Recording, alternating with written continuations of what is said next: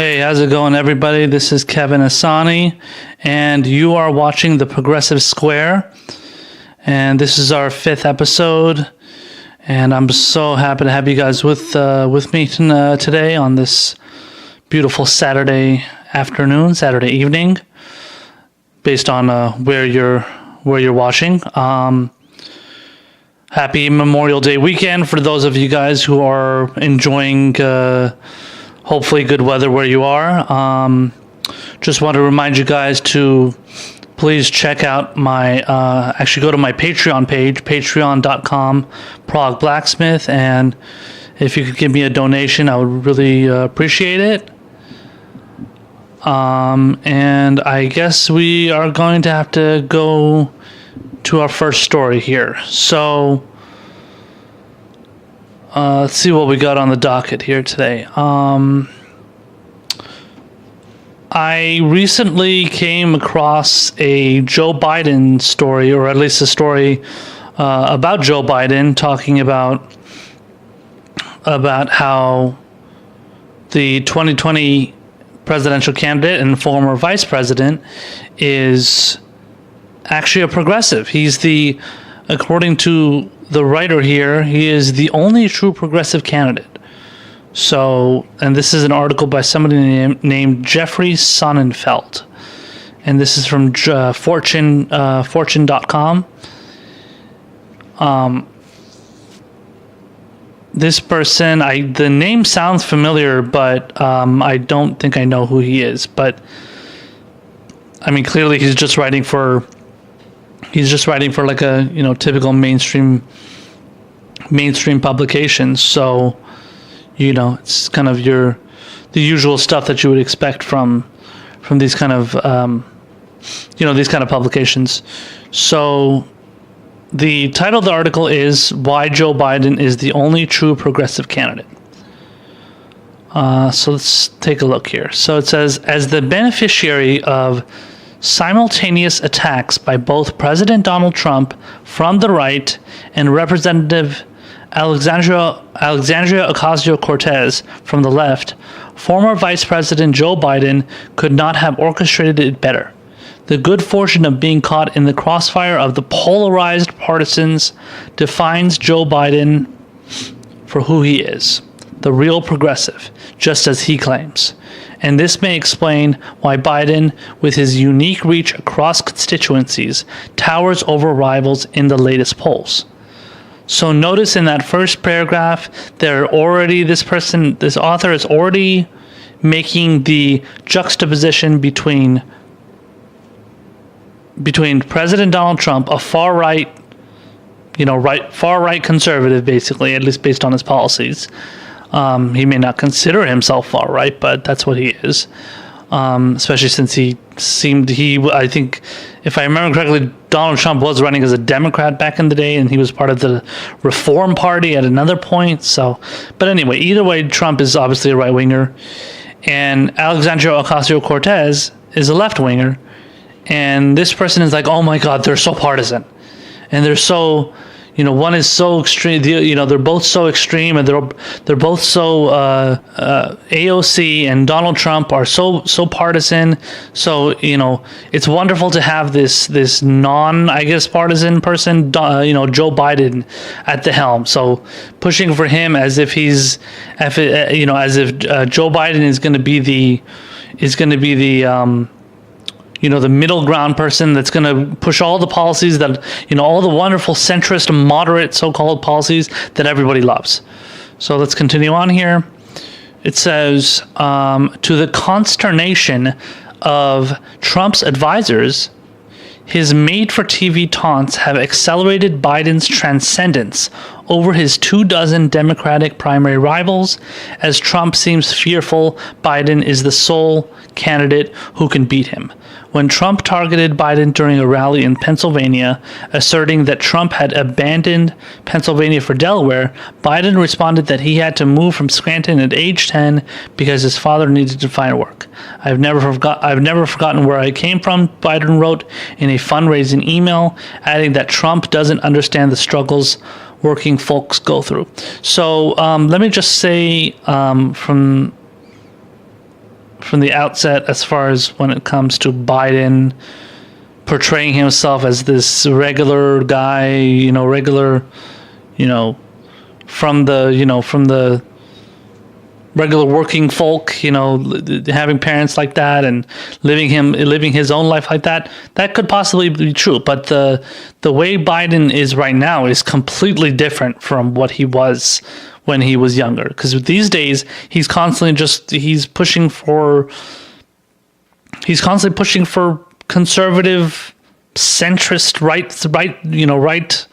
center-right positions, essentially, and just because he, has a certain position on issues that cater to the Democratic base doesn't make him a liberal, doesn't make him a progressive, far left, whatever the hell you want to refer to this person as. This person, Joe Biden, is a corporatist to his core. At least these days. Again, whatever he was before is not very relevant to right now, especially when you really dig deep and go into the details of what his policy ideas are, what he's pushed for in his career.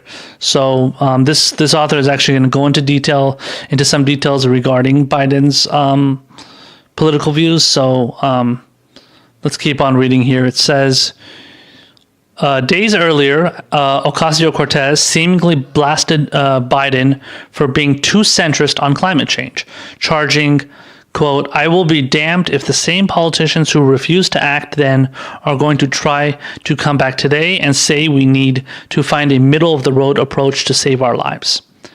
This 29-year-old freshman Democrat helped market the Green New Deal and celebrated helping to drive Amazon HQ2 with his 25,000 new jobs out of New York. She decried the $3 billion in tax incentives, insisting that money should be spent elsewhere, perhaps not realizing that such funds were not cash piles to Amazon, but rather projections of tax reductions in anticipated future revenues from Amazon. A survey of 700 voters in New York showed that more than a third of New Yorkers polled blamed her for this needed lost investment, with the so-called progressives behind her truly being the minority. So I don't know a lot about what I didn't do a lot of research when it came to the Amazon HQ2 not being built in New York, but what I do know is that was basically just another way for Amazon, which is a corporate multinational corporation, multinational company, to basically expand its kind of presence to another part of the country, because I believe Amazon is originally in Washington State. That's on the opposite side of the country, whereas they want to get it to they want to create a second headquarters in New York. So this person talking about how the fact that they couldn't get a second headquarters that would supposedly create 25,000 new jobs, and that all these tax incentives and stuff. No, that's smoke and mirrors covering up the fact that in reality, what this move, what this at least the building of the headquarters in New York, what would have done is that it would have just created this extra home base for Amazon to expand itself and then create more jobs. But in reality, they would have probably created a lot more low-paying jobs. Now, the good thing is Bernie Sanders did pressure Amazon and among a couple of other corporations to basically he forced their hand to pay their workers a $15 minimum wage, which is good. Now, I don't know if honestly, I don't know if that's something that just happens across the board, because Jeff Bezos, the owner of Amazon and one of if not the richest man and person in the entire world, he said that he thanked Bernie Sanders, says, "Oh, that's wonderful. Bernie Sanders is awesome for doing this for us, and we really appreciate it." So I hope he's being I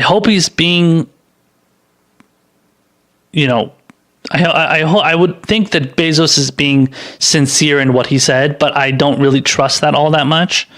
So it's kind of hard to get a read on a corporate, the owner of a corporate, big multinational corporation. It's just, I don't really know if they're being honest in their claim that they're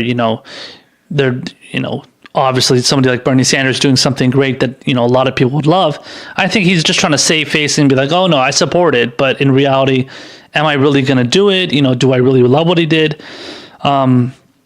Just as a side note to the fact that I don't believe that Bezos really supports what Bernie Sanders did. His own, the publication that he owns, which is the Huffington Post, they constantly are writing hit pieces against Bernie Sanders. They did that all the way back in 2016. I don't know if Bezos is running the Washington Post back then, but I mean, if he was, I mean, it would make sense considering the fact that they were attacking him so harshly back in 2016. They're doing it pretty harshly these days. They've certainly been doing it before 2019 for sure. So between 2016 and 2019. But yeah, I mean, generally, I just don't. So, like, I don't believe. What I'm basically getting to is that I don't think that it would have been the case that the jobs that were going to be created in this HQ2 in New York would have been like all $15 minimum wage jobs. That's just my opinion. I could be wrong. I'm giving you my opinion. That's what I believe, because I don't really, I have trouble believing a lot of what these, big corporations do and will do and would do.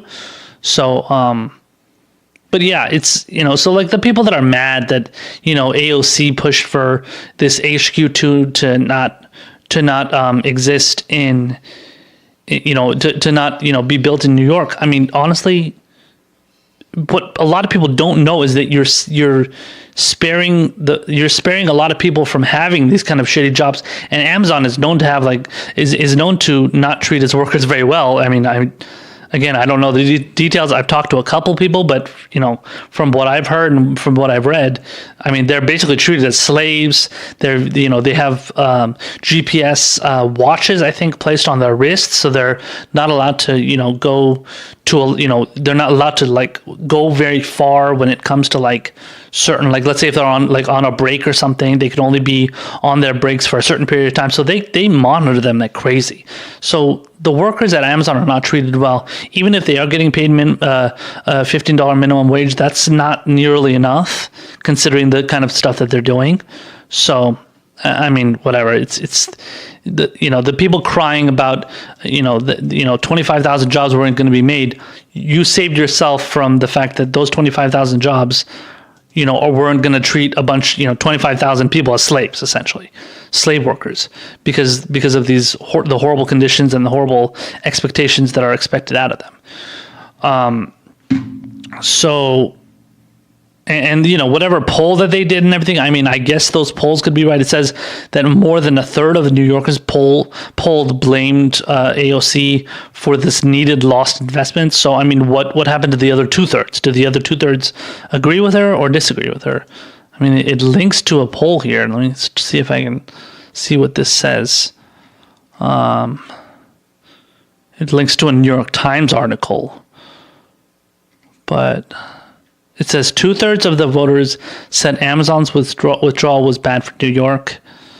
Let's see, 63% of Democrats and 56% of self-identified liberals said the cancellation was bad for New York. I mean, honestly, okay, whatever. You could be polling people and asking them their opinions, but honestly, if you dive into the details and see exactly what kind of jobs those are going to be, were they going to be good jobs, bad jobs? I mean, yeah, any job can be good, but at the same time, what's the point of a job? Like I said, if it's going to be a shitty job where they don't even pay decent or treat you decently, It says 38% of voters faulted the congresswoman, referring to AOC, for the deal's demise, identifying her as a villain. Local activists in Queens were labeled villains. Were labeled villains by 30% of voters. Yeah, so it doesn't say what the other 2/3 thought. I mean, it says 34%, or that's about roughly a third. That's roughly a third. I don't know what the other 66% thought, but okay. Anyway, so I mean, whatever, man. I mean, if people are going to have opinions that they think AOC is at fault for this, and this was a wonderful idea to have this HQ2. You have to really dive into the details and get to know what what those jobs were going to be. So yeah, it's wonderful when you ask people just straight up, oh yeah, 25,000 jobs are not going to be there. Yeah, we're totally against that. We're totally against the fact that we're not able to get those jobs. But are they good jobs? Are they bad jobs? Are they going to treat you decently? Are they going to pay you well? You don't know that. So if you just ask people plainly without getting into like specifics, of course they're going to, just go with the most likely answer that any other normal person would give. But, if you actually want to know the details of something, you have to give more details about that specific question and about that specific topic. And they didn't do that. And that's because they probably wanted to get a specific answer. They wanted to kind of do like a push poll and push for like, yeah, look at this. We're not going to get all these great Amazon jobs. So basically vouching and shilling in favor of Amazon, I think. I mean, whatever that survey was, I think they were shilling in favor of Amazon so that, they can put Amazon in a better light and pretend as if they're the victims when in reality they're fucking screwing over their own workers. So the next paragraph says here, New York Times columnist Bret Stephens suggested that Biden should welcome such attacks from Ocasio-Cortez, Bernie Sanders, Elizabeth Warren, and the voters supporting them. Stephens identified such opportunities as sister soldier moments, hearkening back to when candidate Bill Clinton in 1992 rebuked singer and activist Lisa Williamson, sister soldier, I guess, for reverse racism. As Stephens writes, Clinton seized this opportunity to distance himself from his party's fringe and win the election, including 83% of the African American vote. I don't know. I don't know what the whole thing is that this person is talking about. I haven't read that Bret Stephens article, which apparently is an article that suggests that millennials hate Biden or something, and then it says the feeling is mutual. So the fact that, Biden doesn't, or they don't like Biden, Biden doesn't like them. Okay, whatever. That's good luck with that. Good luck with that strategy. So let's see here. So when it comes to like comparing what Bret Stephens and what this author is saying that Biden should do, comparing it to Bill Clinton fighting against or going out against activists that accused him of reverse racism, I don't really understand the connection there. I mean, so I guess you're just fighting back against somebody that accuses you of something. Okay, whatever. I mean, maybe the reverse racism was bullshit. But when it comes to calling out Joe Biden for being a centrist and being a corporatist and sucking up to the establishment, that's perfectly... I mean, coming from my perspective, I think coming from the perspective of many people out there, I think many people would agree that Joe Biden, if he's, maybe they don't know that he's a corporatist. I know leftists and progressives like myself believe that, but other people just, they probably just don't want another, typical politician, a guy that was already VP, somebody who's been in the Senate for like a million years. I mean, would they really want Biden to be president that badly? I did an article. I covered an article last week about how a big chunk of the Congressional Black Caucus wants Joe Biden as president and Kamala Harris as VP, even though we haven't even had a fucking debate yet. But I mean, yeah, I just think certain members of the establishment love Biden, and articles like this pretend that the rest of the country must love Biden too. So, I mean, obviously, typical hackiness from these authors who write these bullshit articles.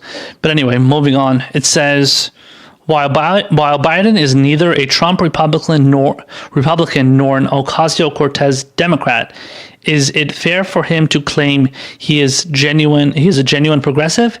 Yes, because the term is often misunderstood and misused. Oh, please tell us more. New age Democrats cannot simply redefine the term, quote, progressive, an existing political brand. The progressive movement in American politics, which grew out of the progressive era a century ago, was defined by centrist unifying social activism across communities, and it spanned Republican and Democratic parties. Okay, so what this ignoramus obviously does not understand is that the progressive movement is not the same thing as it was back in, I guess so what did he say? So I guess he's basically referring to like the years like Theodore Roosevelt, basically. And that's when the progressive movement first kind of sprung up and kind of became popular and became well known. And so, yeah, there's a lot of ideas that I'm sure there's a lot of ideas. I'm absolutely positive there's a lot of ideas that Theodore Roosevelt pushed for that a lot of people would agree with right now.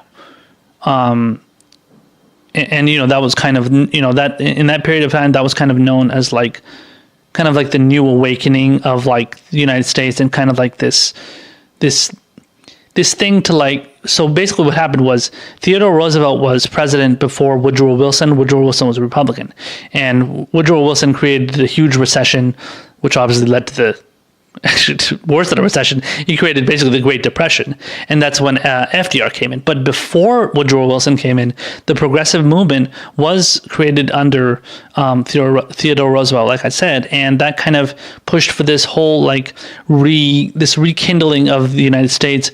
You know, pushing for more infrastructure, pushing for, you know, tax cuts. Raising taxes on the rich, and just like a really like kind of populist, strong populist message. And yeah, a lot of that harkens back to, you know, a lot of that comes back to the days of today. So it kind of relates to a lot of people and what we believe today. So a lot of what us populist progressives believe, not what this idiot is talking about. This guy doesn't even know he's got his head so far up his ass, he doesn't even know what he's talking about. But in reality, what the progressive movement pushed for was a lot of things that we are pushing for. So this guy, what he is trying to do, he is trying to co-opt the progressive label. So that's another problem. He's trying to just like focus on these labels. Oh my God, progressive, you know, far left, you know, liberal, Democrat, Republican. These labels don't make sense, dude. It depends on what policies you're fighting for. So he's going to mention a couple of the policies here. I'll get into that a little bit as well. But when it comes to the specific policies, a lot of the policies that Joe Biden pushed for were not good. This person just is cherry picking a bunch of stuff and trying to pretend like, oh, well, I found these 3 wonderful policies that Joe Biden did, and, you know, I'm going to show what a true progressive is. Okay, so let's continue on here. It says, in examining Biden's record as a senator from 1973 to 2009, Biden was consistently ranked among the 25 most liberal senators and in the middle of the Democrats' ideological spectrum. His progressive initiatives have had a lasting impact. Biden promoted the first bills fighting climate change and supported clean energy investment, authored the Violence Against Women Act, triumphed over the NRA with an assault weapons ban, and provided the diplomatic skill to get the Affordable Care Act ratified. While he has been widely decried for his Judiciary Committee chairmanship of the Clarence Thomas hearings, Biden expressed regret for how Anita Hill's case against Thomas was handled. Okay, so let's go point by point here. So first of all, let me just say another point that that I forgot to address in the last paragraph. This person says that being a progressive apparently involves you being in the center of your party's ideology and, you know, having centrist views and then bringing everybody together. That's not what progressivism is. What progressivism is pushing for policies, pushing for policies that are specifically progressive. I'm sorry, not only progressive, but are also populist. The policies that Joe Biden pushes for is not populist. What I just read to you is not populist. Populism is pushing for the policies that people want. Now, I'm not saying that, you know, the policies just mentioned here are not what people want, but there are also a lot of policies that Joe Biden has pushed for that people did not want. So let's get into this. So first of all, he says Joe Biden consistently ranked among the 25 most liberal senators. And in the middle of the Democrats' ideological spectrum. That, again, you're in the middle of the Democratic Party. That doesn't mean you're progressive. That just means, or liberal. That just means you're Democrat. I mean, it would be different if he was like not in the middle and he was to the left of the Democratic Party. That he would be a liberal Democrat. So I guess you could say that, but I mean, in this case, obviously Biden is not liberal, and it's referencing some, I don't know how, it's referencing some article. It says, how liberal was Joe Biden? It's an article from the aforementioned Washington Post, which is just an analysis from Glenn Kessler, who's a fact checker. So, I mean, it's not really based on any kind of like, facts and figures. I mean, like, how are you gonna rank the 25 most liberal senators? That makes zero sense. Okay, so anyway, putting that aside, I mean, that's just a kind of a subjective opinion. Okay, 25 most liberal senators, wonderful. Okay, so his progressive initiatives have had a lasting impact. So he promoted the first bills fighting climate change and supporting clean energy investment. Okay, so what are the details of that? Why don't you give us the details of what what that legislation entailed? What was behind those initiatives? What did he push for? Did he push for a ban on fracking? Did he push for lowering CO2 emissions? Did he push for did he push for fuel efficient cars? Did he push for rail systems so that more people would take trains instead of cars? So we don't know. I mean, you're just putting it out there as wow, look at that. He proposed something that was fighting climate change, but let's not get into the details of it. Okay. And then he says he authored the Violence Against Women Act. Okay, I mean, that's good, but I mean that doesn't automatically make you liberal, but okay, let's move on. It says he triumphed over the NRA with an assault weapons ban. Bernie Sanders pushed for, or he co-sponsored an assault weapons ban 3 times. So he pushed for an assault weapons ban. According to this article, Joe Biden only did it once. Bernie Sanders did it 3 times. So is Bernie 3 times more progressive than Joe Biden? I would say so. But basically, according to this person, that's not the case. And he says he provided the diplomatic skill to get the Affordable Care Act. To get the Affordable Care Act ratified. So let me inform you guys. Apparently, to become a progressive, you need to have diplomatic skill. That's the job requirement. That's the requirement for being a progressive nowadays. You have to have diplomatic skill to push for a healthcare policy that was advocated for by the Heritage Foundation, by Richard Nixon back in the day, and put into law by Mitt Romney in Massachusetts, Republican Governor Mitt Romney. So apparently, pushing for a Republican healthcare bill that still keeps the insurance companies in power and maintains their stranglehold on our basically healthcare system. Apparently, that you're progressive if you push for something like that. I mean, this guy does not know anything about. He does not know anything about being a progressive. He's just throwing the label out there, and he's trying to co-opt it so he can shill for Joe Biden.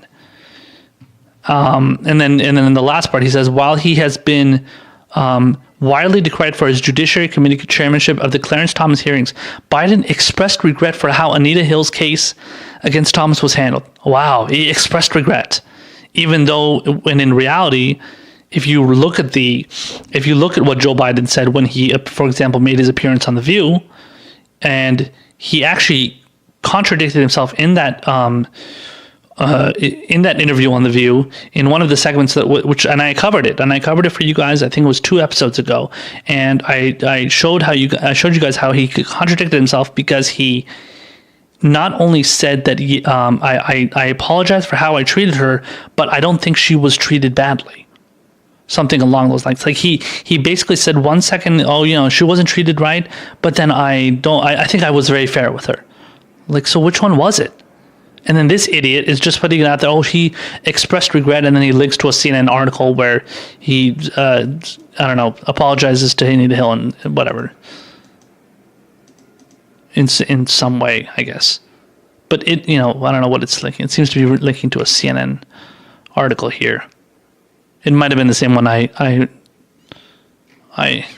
used when I was covering it. It says To this day, I regret I couldn't come up with a way to get her the kind of hearing she deserved.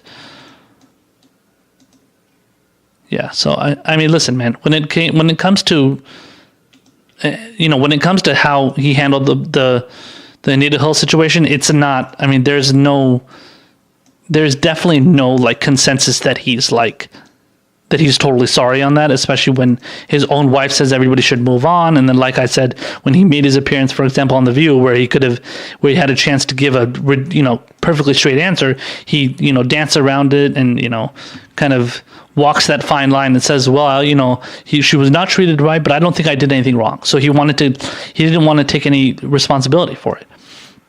And I should also note that Anita Hill actually, did not. She said something to the effect that she did not really receive an apology from Biden because they spoke on the phone. Biden mentioned that in the interview that he had with The View, and he said that he spoke to her, and then he's happy that she took his call. But she, according to her, he didn't even apologize, and then she didn't consider his whatever he said as an apology or as really being sincere, and she was hoping that a lot more action would be taken on these kind of matters when it comes to like dealing with witnesses who. Or people that accuse somebody of sexual harassment or sexual assault, and especially when it comes to these figures like regarding situations like Supreme Court nominees and stuff. But Anita Hill is not happy with the way Joe Biden treated her still to this day, regardless of his so-called apology. So she's not even happy with that. So I don't know what this guy's talking about, as usual. And then it says, so he continues here, he says, progress through common ground is real progressivism. And most importantly, Biden knows how to bring disparate parties together to achieve progress. In 2011, President Barack Obama and Senator Mitch McConnell were in a stalemate over debt financing with the government approaching default. Just as Treasury Secretary Timothy Geithner prepared for the certain market crash to follow from the breakdown, Biden was called in to triumphantly negotiate the deal. Okay, so again, the details of that story so the details of that story is, I'm sure, a lot more complicated. I'm sure it's a lot more complicated than what people are, or at least what this person is trying to detail. Or trying to put out there. I mean, honestly, knowing Biden. So the link to that describes what happened here it's a Politico article. It says, let's see, Timothy Geithner met with them, and then It says something along the lines of Joe Biden meeting with Speaker John Boehner back, who was Speaker at the time. And then he also met with Mitch McConnell, and they made their last play. We had tried everything, and everything fell apart. And then Boehner called the president, and then I don't know, they congratulated each other. Okay, so it's not getting into the detail of what exactly was negotiated and what was, what details were actually made. But I guarantee you, knowing Biden, he there's no way he negotiated any kind of deal that was a benefit to the Democrats or to really the country. I wouldn't expect that to be. I mean, why would anybody expect that? Joe Biden has been a sellout almost his entire career, if not his entire career. And, whatever upbringing he has is irrelevant. Like I said before, it's irrelevant to what he does right now or what he says right now or what he advocates for. Because at the end of the day, he's still going to buckle to whatever corporatist and, establishment pressure he gets. So as usual, this person is just leaving out the details and he links to an article. And then the article's, that article is not even details. It just talks about the conversations that they had. Oh yeah, congratulations for making the deal. Okay, wonderful. So got a few. What is it? about two or three more paragraphs here. It says, when Bernie Sanders criticizes top-performing Walt Disney CEO Bob Iger over executive pay standard for his industry, what progress does that grandstanding produce? And when media darling Ocasio-Cortez drives away coveted jobs and prestige from her own district, what does that accomplish except more personal media attention? See, this is the typical narrative that you see from these. I've definitely seen it from a lot of Democratic loyalists. So, like, even like the people that like claim they love Ocasio-Cortez and they claim to like love women of color who are in the Democratic Party, in reality, they can't stand them. And they can't stand the fact that Ocasio-Cortez has the balls to push for something like this, even though, oh my God, the Amazon HQ2 is so popular and all the liberals and Democrats wanted it. Okay, yeah, quoting your stupid fucking survey or poll, whatever you're referring to there. So, so this person is trying to talk about how. So this person, this author is trying to talk about how Alexandria Ocasio-Cortez and Bernie Sanders, what they're the stuff that they're pushing for, is, it's just grandstanding. They're not getting to any. They're not getting into any actual. They're not doing anything that people actually want or are advocating for. It's just something that they want to do just to just get their name, bigger and kind of just, get kind of up their own status. Essentially, that's the claim that's being made here by this guy. And let's see. So yeah, because he's referring to the Walt Disney. It says that it says when Bernie Sanders criticizes top performing Walt Disney CEO Bob Iger over executive pay standard for his industry. So when Ocasio-Cortez says that, she says that, for example, obviously, like I said before, as I was discussing before, she pushed for the Amazon HQ2 not to basically be in New York, not to have its headquarters in New York. Obviously this guy's pissed off about that, and they're pushing for all these polls to get people's so-called opinions, and then saying like, oh, what do you think about that? Liberals and Democrats are apparently pissed about this, and so it's just a lot of it's a lot of bullshit. But at the end of the day, when it comes down to it, like I said before, what you're pushing for is you're trying not to allow these, like I said, shitty jobs. The jobs that people have in Amazon are not good. They're not very well paying, let alone very, very, I guess you could say very, fulfilling. That's for damn sure, especially when it comes down to, like I said before, as far as like how they treat their workers and stuff.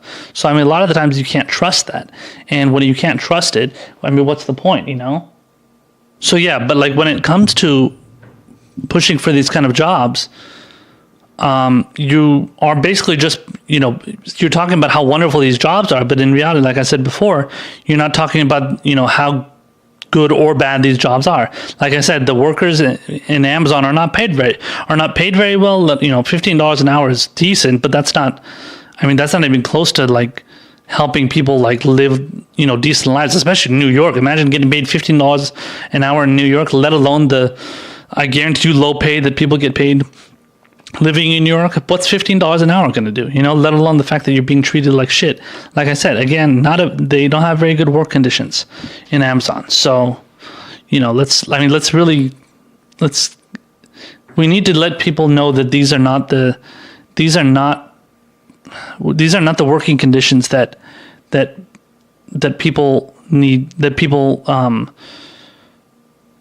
people are aware of, so obviously the people that have worked for Amazon know, and all that stuff, but that's not enough. You need to, people need to know that the workers at Amazon don't get treated the way they should. Getting $15 an hour is wonderful, as especially the fact that Bernie Sanders pushed for it and stuff. But at the end of the day, that doesn't mean that more jobs need to be created, especially at a headquarters in New York. And then they need to expand their presence all over the fucking country. I mean, especially in parts in parts of the country like New York, which are big, and they want to obviously capitalize on getting as many workers as possible. 25,000 is a ridiculous amount, but at the same time, are they going to pay those workers a decent wage? Are they going to treat them decently? Who knows? I don't think they would. So, and this person's talking about, he says, again, it says, when Bernie Sanders criticizes top-performing Walt Disney CEO Bob Iger over executive pay standard for his industry, what progress does that grandstanding produce? If I remember correctly, didn't Bernie Sanders didn't he get Walt Disney to pay their workers $15 an hour? I don't think it was a living wage. I'm pretty sure it wasn't a living wage. If it was a living wage, that would be a bigger deal. But I think, if I remember correctly, Bernie Sanders did get Disney to pay their workers $15 an hour, just like he did with Amazon. So when this guy's talking about this, he's totally trying to downplay what Bernie Sanders has done in his at least within the span, what I think it's happened, within the last 6 months or so. But he's just trying to downplay what Bernie Sanders did, what AOC has done, and just because he wants to shill for Biden so badly. So, let me go to the next paragraph here. It says, at best, when we move beyond the grandiosity, there is a social change agenda of today's self-styled progressives. They often address workplace, education, healthcare, and income disparity concerns, but then indiscriminately finger corporations and governments as villains over larger structural issues in society. This parallels the early 20th century institutional attacks by Eugene V. Debs, a proud socialist. The early 20th century institutional attacks. So it says this parallels the early 20th century institutional attacks by Eugene V. Debs, a proud socialist, not a progressive. Trump's base also channels anti-institutional themes laced with racism, isolationism, anti-Northeast, and anti-intellectualism in what echoes Millard Fillmore's xenophobic know-nothing political party and the agrarian populism of Georgia's Tom Watson at that same period. Again, this guy is trying to claim that Bernie Sanders and Alexandria Ocasio-Cortez are just like Trump, just because they're, and then Eugene V. Debs are just like Trump, just because they agree on some issues. I mean, what an idiot this guy is. He's making absolutely no sense, and he's trying to make all these links and pretend like all these people are the same because, I don't know, he says so. It's literally based on nothing. I mean, he's just pulling it, again, he's pulling it out of his ass. And he says, and the part he says about, it says, so referring to self-styled progressives, they often address virtuous workplace, education, healthcare, and income disparity concerns, but then they indiscriminately finger corporations and government as villains. Yeah, because the corporations are screwing over the people. The government is screwing over the person. So who else is the villains? If corporations are not the villains, then what do they do? Are they all of a sudden the corporations the victims? The corporations that are making millions and millions of dollars? Like I said before, what's his name? Jeff Bezos being the richest man in the world, running a ridiculously huge multinational corporation that just recently started paying maybe some, guarantee it's not, like I said, I don't think it's all of his workers, but some or most of his workers just started at $15 an hour. I mean, he's a fucking victim now? So Jeff Bezos is a victim because why? Because you decided that, because they're getting called out for their, because they're so, because they're getting attacked by specific politicians, all of a sudden the Jeff Bezos is the victim. So yeah, okay, if you're going to use that logic, then anybody that gets attacked for anything bad that they do, they're a victim because they're getting attacked. But if they're getting attacked for shit that they shouldn't be doing, then that's the point. They're a victim for a good reason. They should be the victim of those attacks. And the same thing with government. We call our government officials for doing things that they shouldn't be doing. And if you can't stand that, then then you're just saying that, okay, then what? So the government does everything right then? I don't understand. So corporations are right, government's right. So are they ever wrong? This person 1 second thinks that government is right, 1 second thinks government is wrong. But he just bases it on issues that benefit only the most wealthy and the corporations, anything that's going to help the establishment, basically. And whereas while the people that are at the bottom suffering just keep letting them suffer and fight for scraps, basically. So in the last paragraph here it says authentic 20th century progressives by contrast were centrist reformers and included moderate Democrats and forward-looking Republicans like Wisconsin Senator Robert La Follette and Democrats like Montana Senator Burton K. Wheeler. I have no idea who those people are. They were running mates as president and vice president candidates nominated at the Progressive Party's first national convention in 1924. Notice this guy doesn't bring up Theodore Roosevelt. That's so strange. Theodore Roosevelt was a Republican, but he was a progressive. This was back when the Republican Party wasn't fucking right wing as hell. It says, as progressives, they transcended party differences to champion the construction of highways and bridges while protecting forests, cleaning up pollution from cities, improving unsafe workplaces with efficient factories and scientific management, and celebrating technological investors. This was done while also welcoming new immigrants, offering settlement houses to orient them and giving new arrivals a shot at the American dream.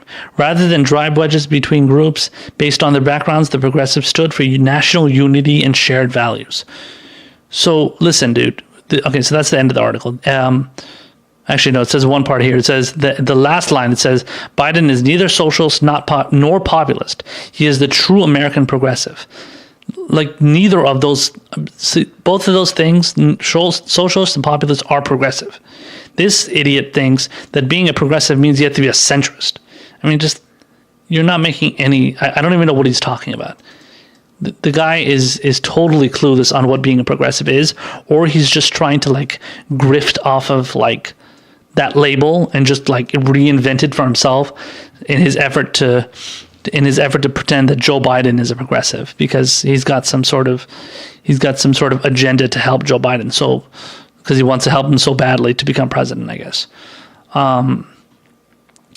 So yeah, at the end of the day, all the things that this person is saying that the progressives back, when the Progressive Party or whatever existed and people were true progressives, like I was talking about Theodore Roosevelt and stuff, this person's not mentioning Theodore Roosevelt, but I am. But when talking about that kind of stuff, those are the issues that people like Bernie Sanders and Alexandria Ocasio-Cortez are pushing for. They are pushing for improving unsafe workplaces. They're pushing for cleaning up pollution from cities, building bridges and highways, improving infrastructure, construction, pushing for scientific management. So obviously improving for example stem cell research and stuff like that. They're pushing for that kind of stuff.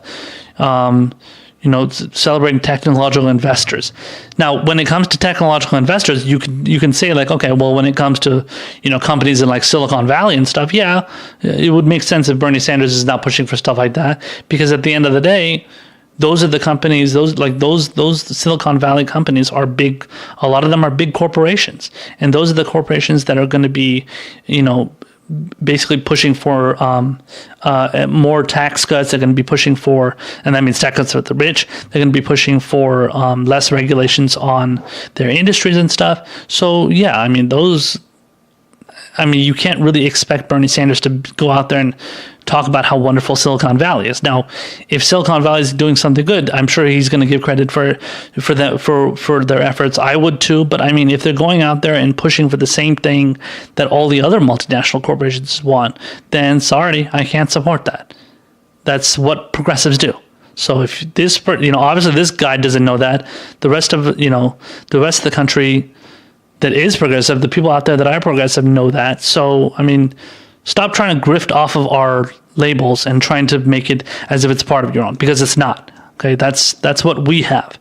You don't have it. You don't own that label, and you obviously don't know what that label is, and you don't know what it entails to be a progressive. So just stay the fuck out of that arena. That's already taken over by somebody like myself, who is a progressive, who is a populist, who agrees with a lot of social democratic policies. So this guy is he's an establishment shill, and he's just a suck up to Joe Biden, apparently.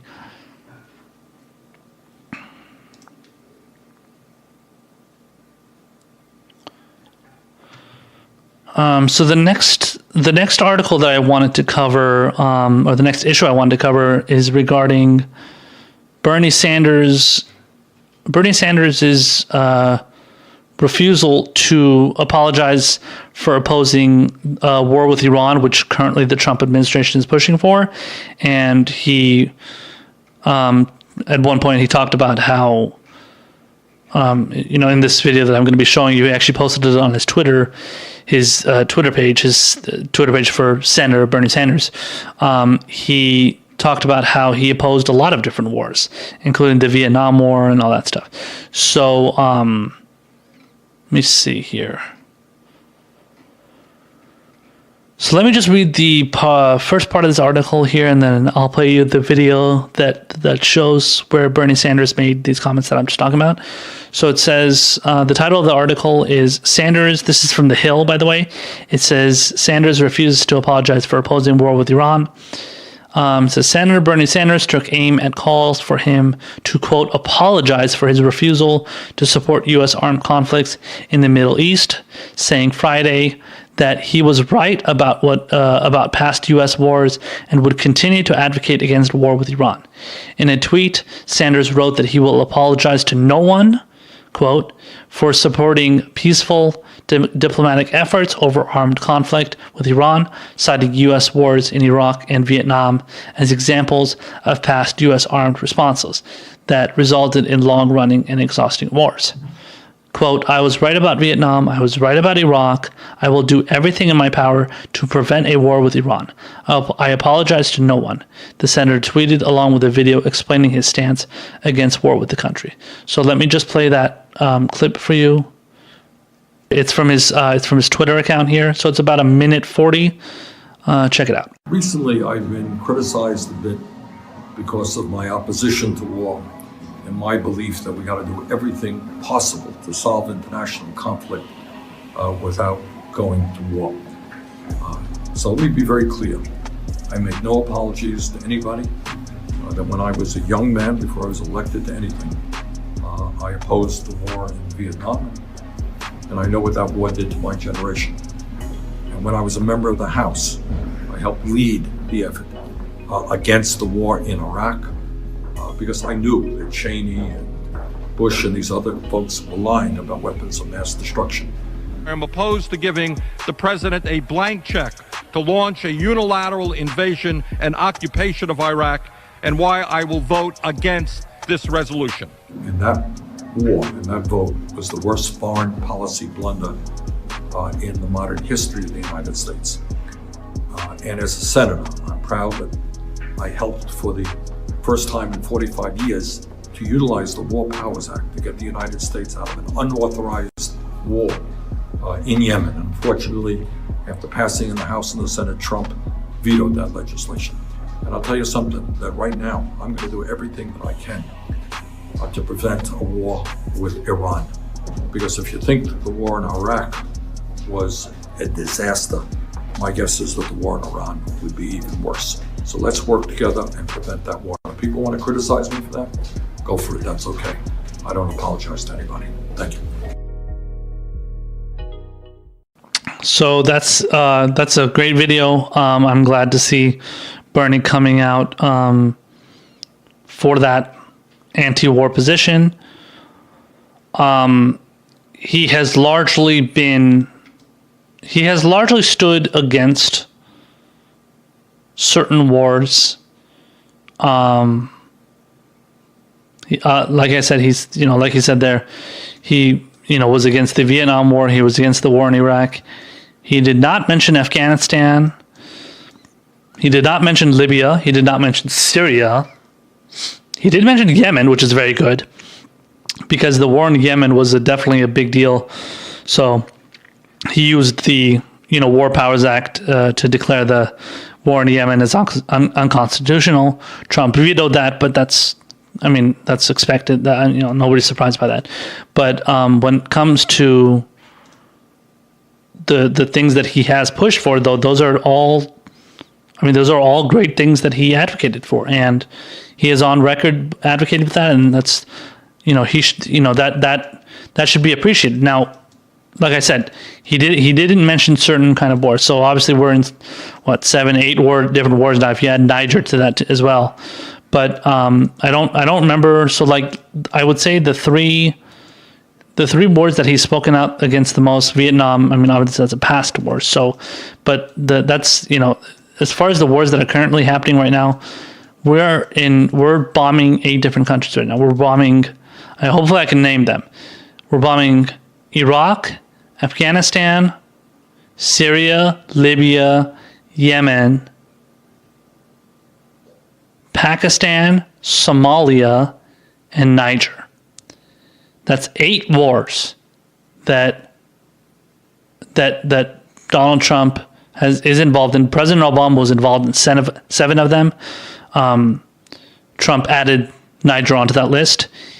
And apparently there's other like shadow wars that we're involved in as well. So, but as far as the ones that that we know about, 8 of them are the ones that we know about. And so obviously adding Iran to that list would be horrible.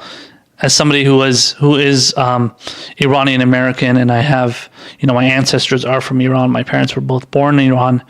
It's a big deal if Iran were to be invaded and overthrown, just like Iraq. Iraq was, Afghanistan, well, not so much Afghanistan, but certainly Iraq was. But yeah, just in general, all these like unconstitutional wars are just ridiculous, because especially when it came to Iraq and Afghanistan, those were all under the AUMF. Well, AUMF was under Afghanistan for the Afghanistan war, and then the Patriot Act and all that stuff. So, like, when you factor in all these different kind of things that were these kind of wars that were pushed for, they were all basically done under the umbrella of just one, kind of specific declaration, which in this case, which in the case of, started under Bush. So that started with the AUMF. And just for those of you that don't know, the AUMF stands for, hold on, I forgot what AUMF specifically, but that's the euphemism for it is Authorization for Use of Military Force against Iraq. So I'm sorry. So the AUMF was actually for Iraq. So it was not for Afghanistan. That's my mistake. Sorry. So that was the AUMF was the authorization for Iraq. There was another use of military force authorization that was in 1991. So that was for the Gulf War that was waged by George H.W. Bush, the father of George W. Bush.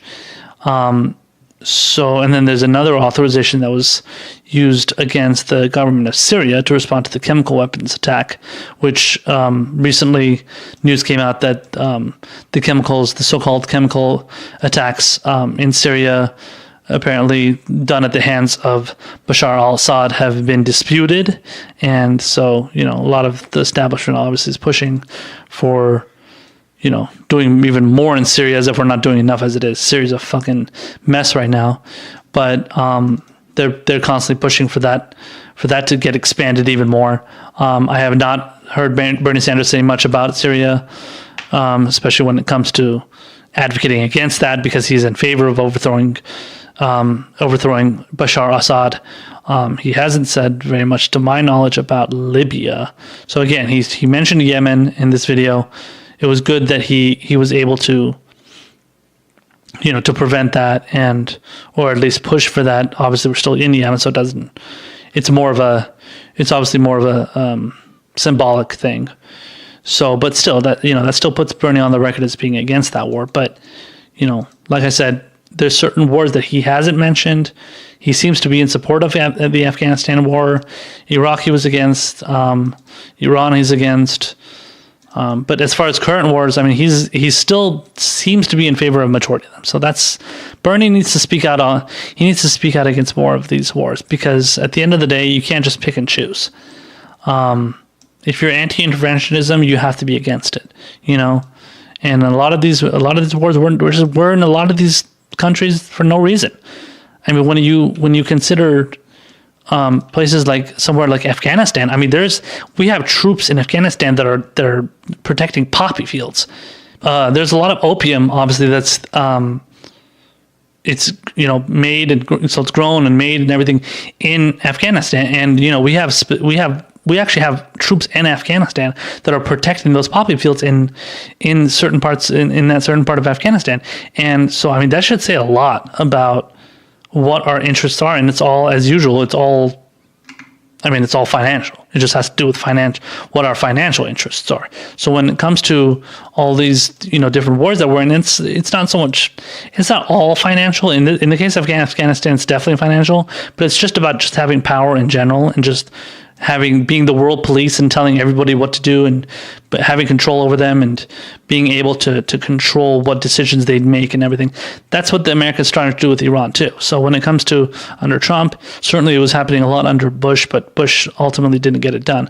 But under Trump, for sure, I mean, I'm very worried about what he's going to be doing regarding Iran, and hopefully Bernie Sanders and a couple of other senators and congressmen can advocate, can do something to keep Trump from doing that, because obviously at this point, when it came to what Bush did regarding the UMF and the Patriot Act and everything, like all the stuff that is happening, the power that Bush gave to the executive branch, especially the president, is he allowed all the other presidents going after him,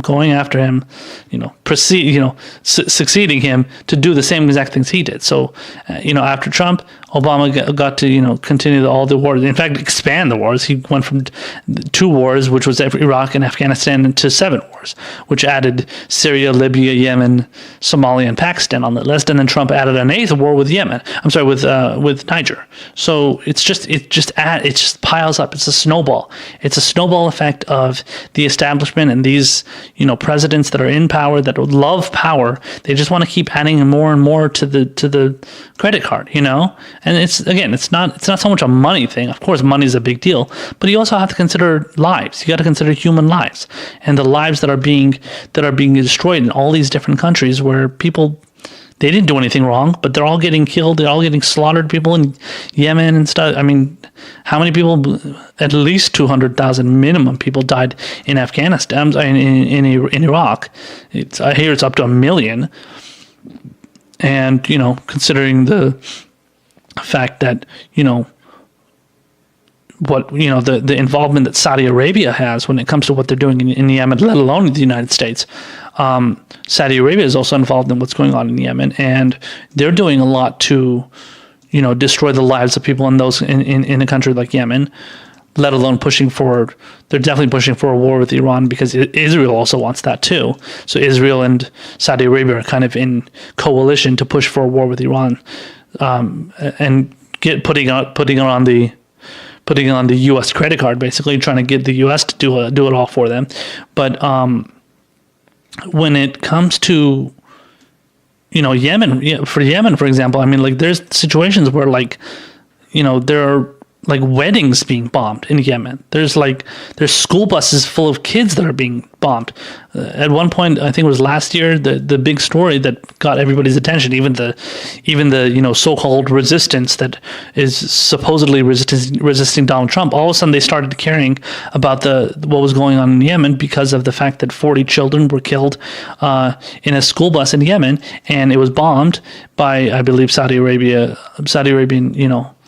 bombs essentially, and everybody got an uproar from that, even though they should have happened a lot earlier. A lot earlier, these things were happening, and people weren't focusing on it. Finally, it took them, something, obviously that the fact that it involved children got them to focus on it. So.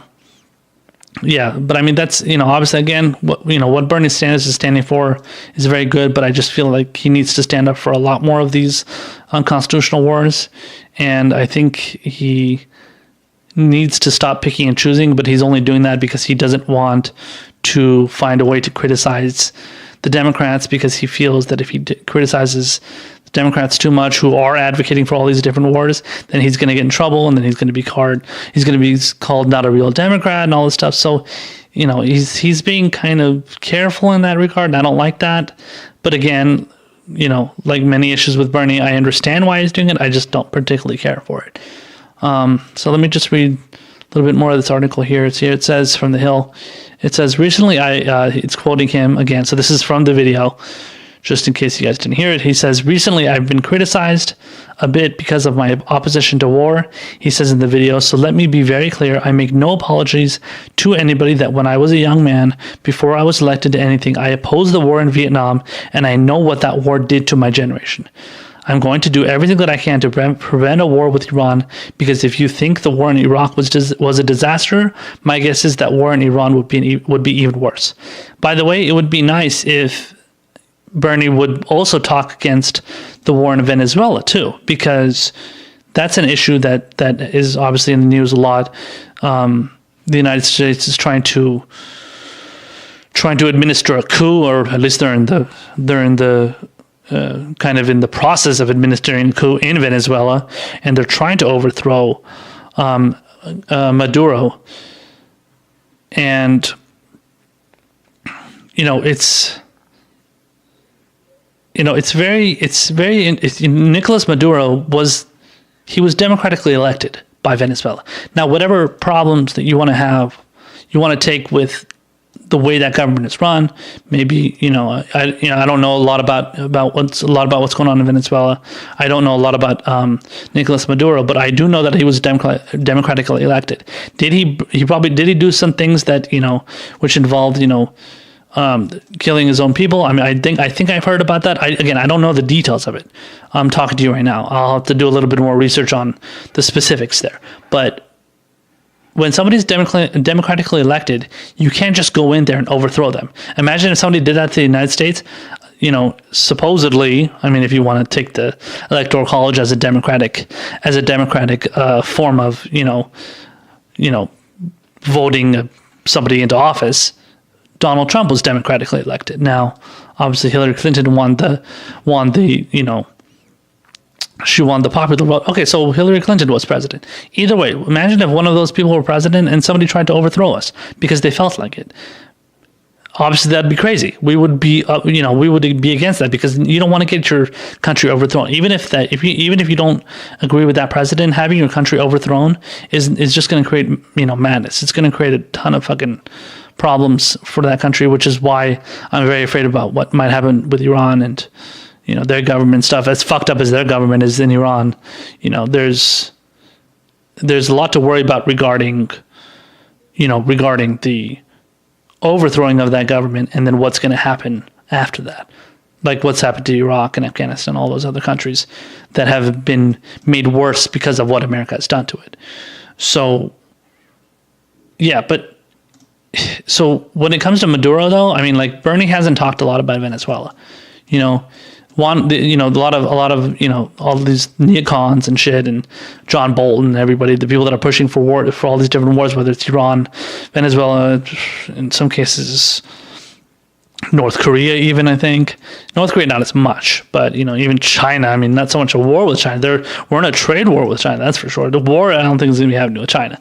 But as far as a trade war, that's another problem. That's another topic for another day. But, a lot of these neocons that are pushing for these wars, they, especially when it comes in the case of Venezuela, they're talking about how Juan Guaido is the interim president now because the United States has declared that Maduro is a dictator and he's been ousted or whatever, and that's not even really true. They're just declaring that so the United States can declare victory, just like they did with Iraq when President Bush was on that. He was on that plane carrier, I think it was. It was like he was on like one of those carriers and he was sitting there, and, he was standing there. He had the mission accomplished sign above him. People were in the stands. They were clapping and stuff, all these different soldiers and stuff. This is kind of like, it's just another attempt by the United States to, try and declare these things as a victory because they want to, have power again. Like I said before, when it comes to all these different wars that we're involved in, we just want to have power over everybody. And now we want to have power over Iran. Now we want to have power over Venezuela. Now we want to have power over whatever, North Korea, maybe China. Obviously, again, China's not going to happen because we're in debt to China. So that's not going to happen. But any kind of war is considered a war. Russia, I mean, with all this Russiagate stuff, America they've been threatening Russia in many cases too. Aside from what anybody wants to claim about Trump being Putin's puppet and all this stuff, we're involved in a lot of shit with Russia too, especially since the fact that we're arming Ukrainian rebels. Who apparently a lot of them are neo-Nazis, from what I've heard, but we're arming Ukrainian rebels to fight against Russia.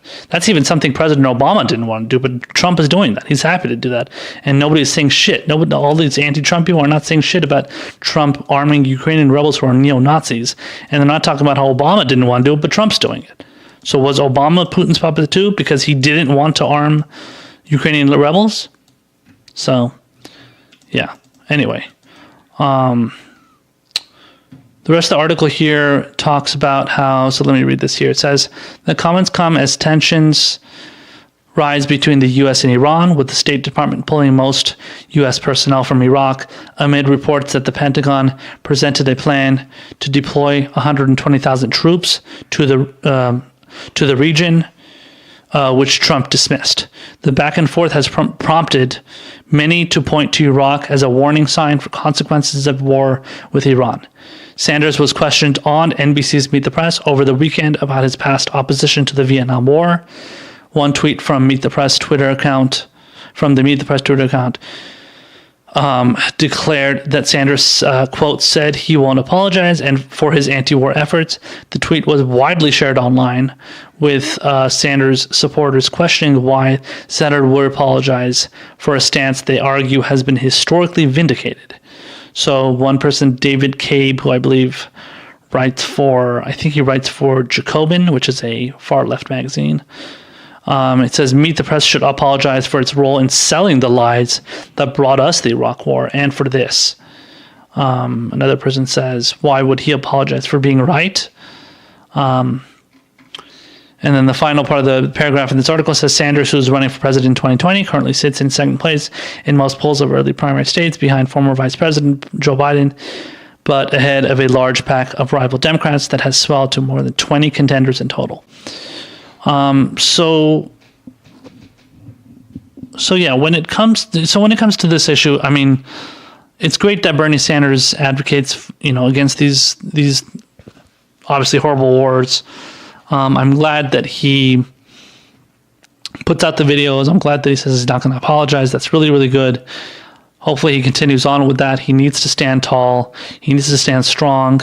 He can't let the mainstream media, he can't let Trump, all these neocons, he can't let them gain any kind of advantage. They can't let them bully him. Along with him, Tulsi Gabbard and Mike Gravel, as far as the people that are running, those are the only people that are really advocating against any kind of wars. Everybody else is just being they're being a show for doing what the establishment wants. So, we'll see what happens. A lot of times when it comes to these wars, a lot of it is just kind of like a waiting game. You got to see where it goes. You got to see, hopefully it's not going to happen, and then hopefully it's going to be prevented by something. Is somebody going to get involved? So another country, are they going to get involved to prevent it? In the case of Iran, they're allies with Syria. They are allies with Russia. In some regard, they're allies with China. So obviously they're allies with like Lebanon and stuff. So, but like Iran has its decent amount of allies, but they have so much going against them, and they have so much firepower against them. And a lot of that firepower is countries that are aligned with the United States. So when you consider the United States, you consider Saudi Arabia, and you consider Israel. Those three countries combined,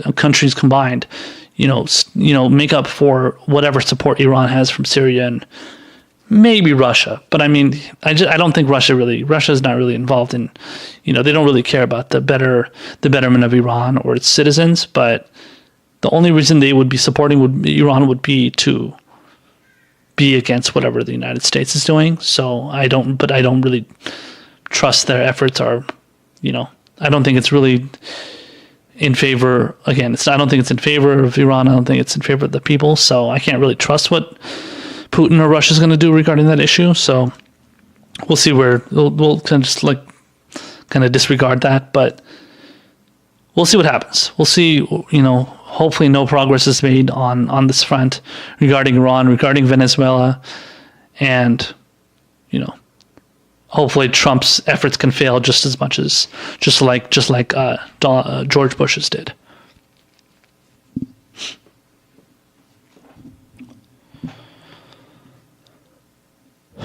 Okay, so the next issue, the next article I wanted to cover here is a piece from it's from Fox News.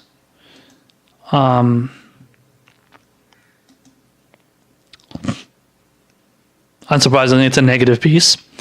And this piece is written by somebody named Mary Ann Marsh. So this person has been on Fox News for a very long time. They've been a Democratic strategist and political analyst. So I think they were strategists before, and then they become a political analyst on Fox. I think they've been on Fox for I don't know how many years now. I would say probably 15, 20 years possibly.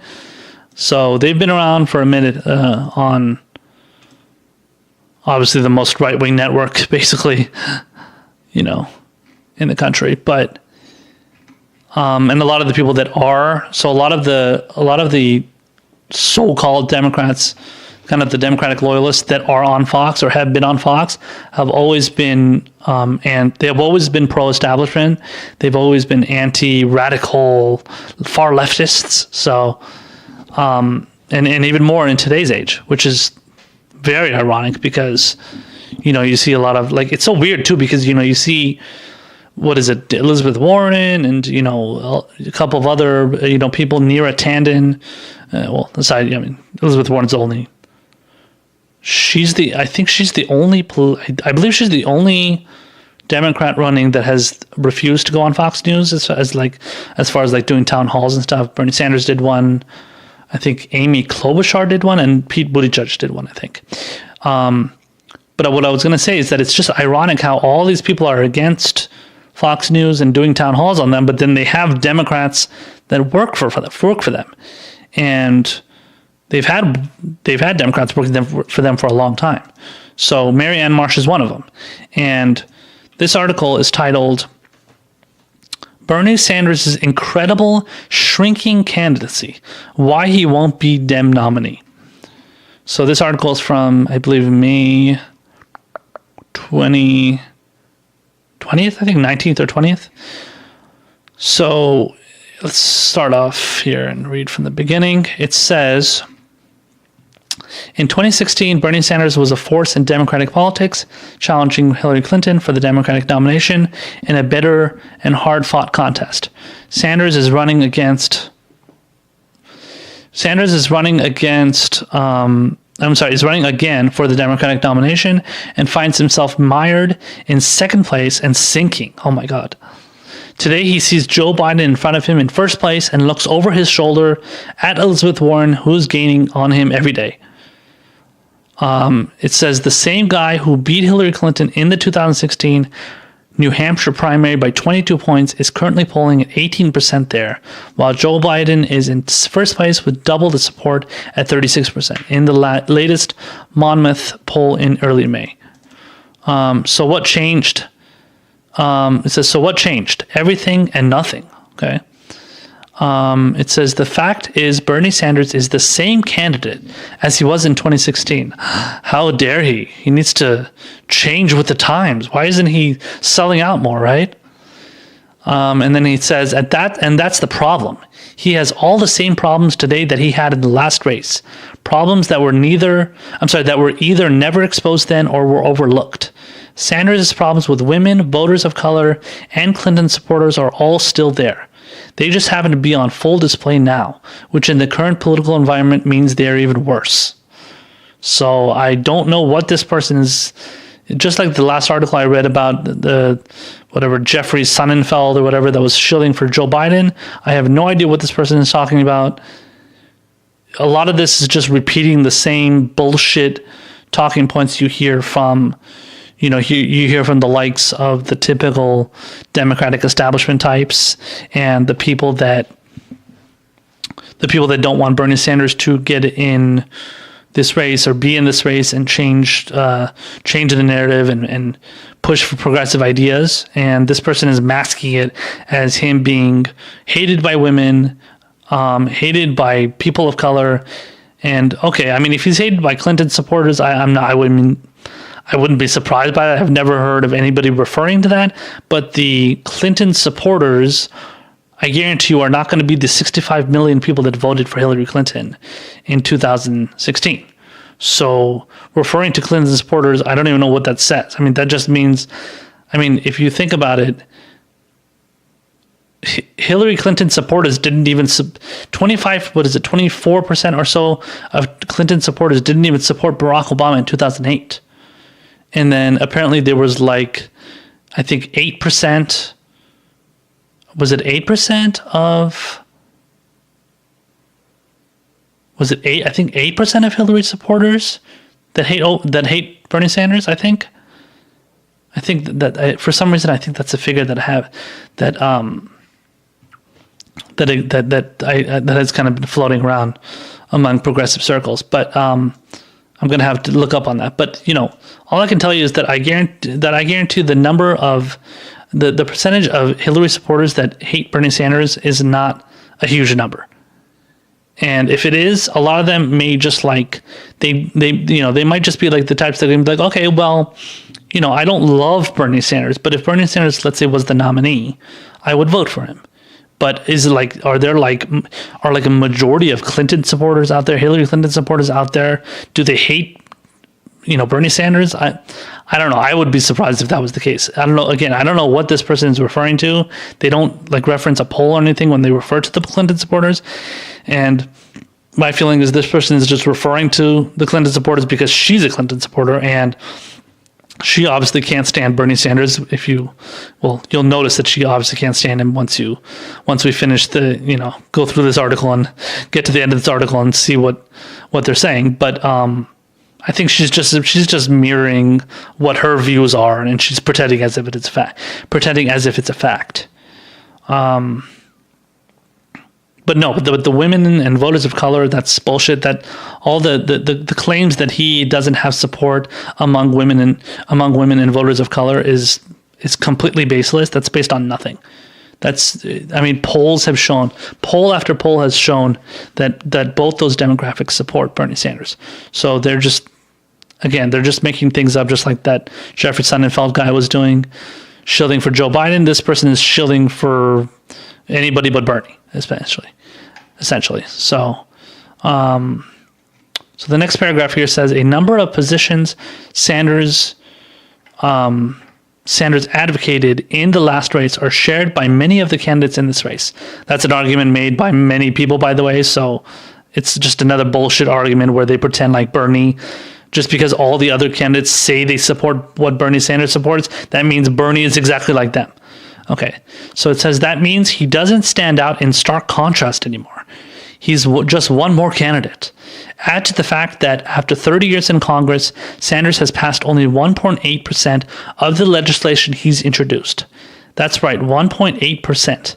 And the crusading campaign he had led last time around looks like an inability to get anything done today.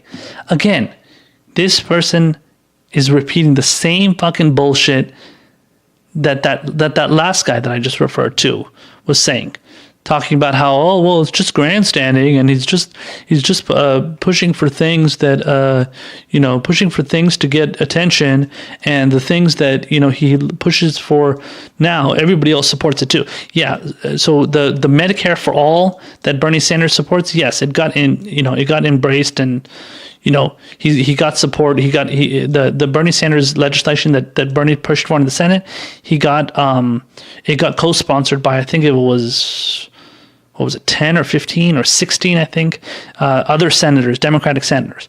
That doesn't automatically mean that all those people support exactly what Bernie Sanders supports. That just means that Bernie Sanders pressured these people to support the legislation that he's supporting and that he's pushing for, and he just managed to twist enough arms to get them to co-sponsor. But that doesn't mean they are pushing for it. That doesn't mean they're going to go out there and say, oh yeah, I totally support Medicare for all. I totally support reforming the healthcare system. Yeah, they support reforming it, and then in regard of like Obamacare, basically, which is almost nothing. So I mean, that's not much of a reform. Again, like I said, Obamacare is a former bill, or is a piece of legislation that was pushed by Richard Nixon. It was pushed by the Heritage Foundation, which is a conservative group.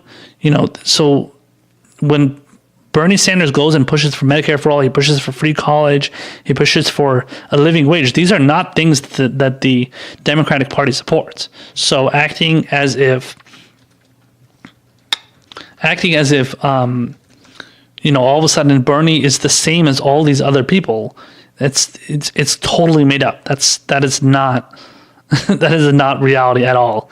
So I mean, again, it just seems like another person that wants to co-opt and grift off of Bernie Sanders' ideas, kind of, sort of, in a way.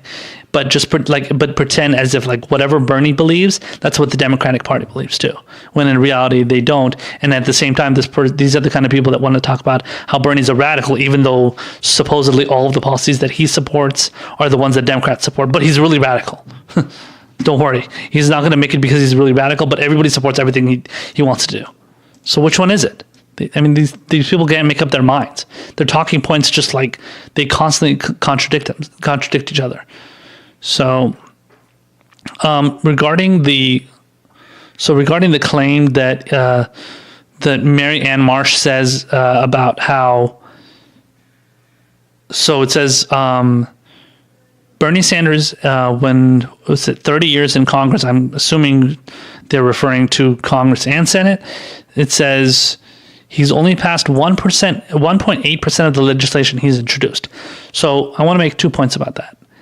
The reason why majority of Bernie Sanders' legislation is not approved is because Bernie Sanders is pushing for legislation, he's pushing for policies that the establishment does not want. So he's pushing for things that a lot of the Democrats, they are so compromised on those policies that they're just like, well, I don't want those things. I don't like those things. I don't agree with those. I mean, I might agree with them to some point, but at the level that Bernie Sanders is doing it, it's too radical for me. So I can't do that. I can't stand that. So, I mean, it's a lot of it is just like, again, this person, again, it's not, they're not getting into the meat of the details. They're not getting into the specifics of talking about why this is the case. Why 1.8% of the legislation that Bernie has introduced has passed. So, I mean, it's in reality.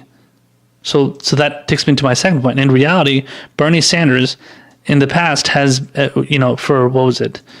So from 1995 to 2007, this is according to a PolitiFact article. I'll link this in my description below.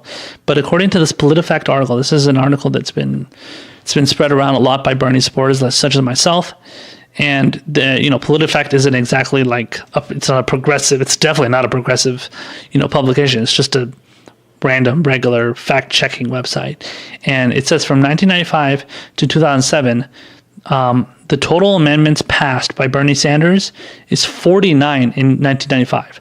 So first of all, let me read the article. It's here. It says Bernie Sanders was the roll call amendment king from 1995 to 2007. So that means that. So let me just read this here. 1 second. It says out of 419 amendments Sanders sponsored over his 25 years in Congress, and this article, by the way, is from 2016, so it's a little bit dated, but it's still relevant. It says Sanders sponsored out of the 419 amendments Sanders sponsored over his 25 years in Congress, 90 passed, 21 of them by roll call votes. Here's a breakdown, and then it shows a breakdown of how Bernie Sanders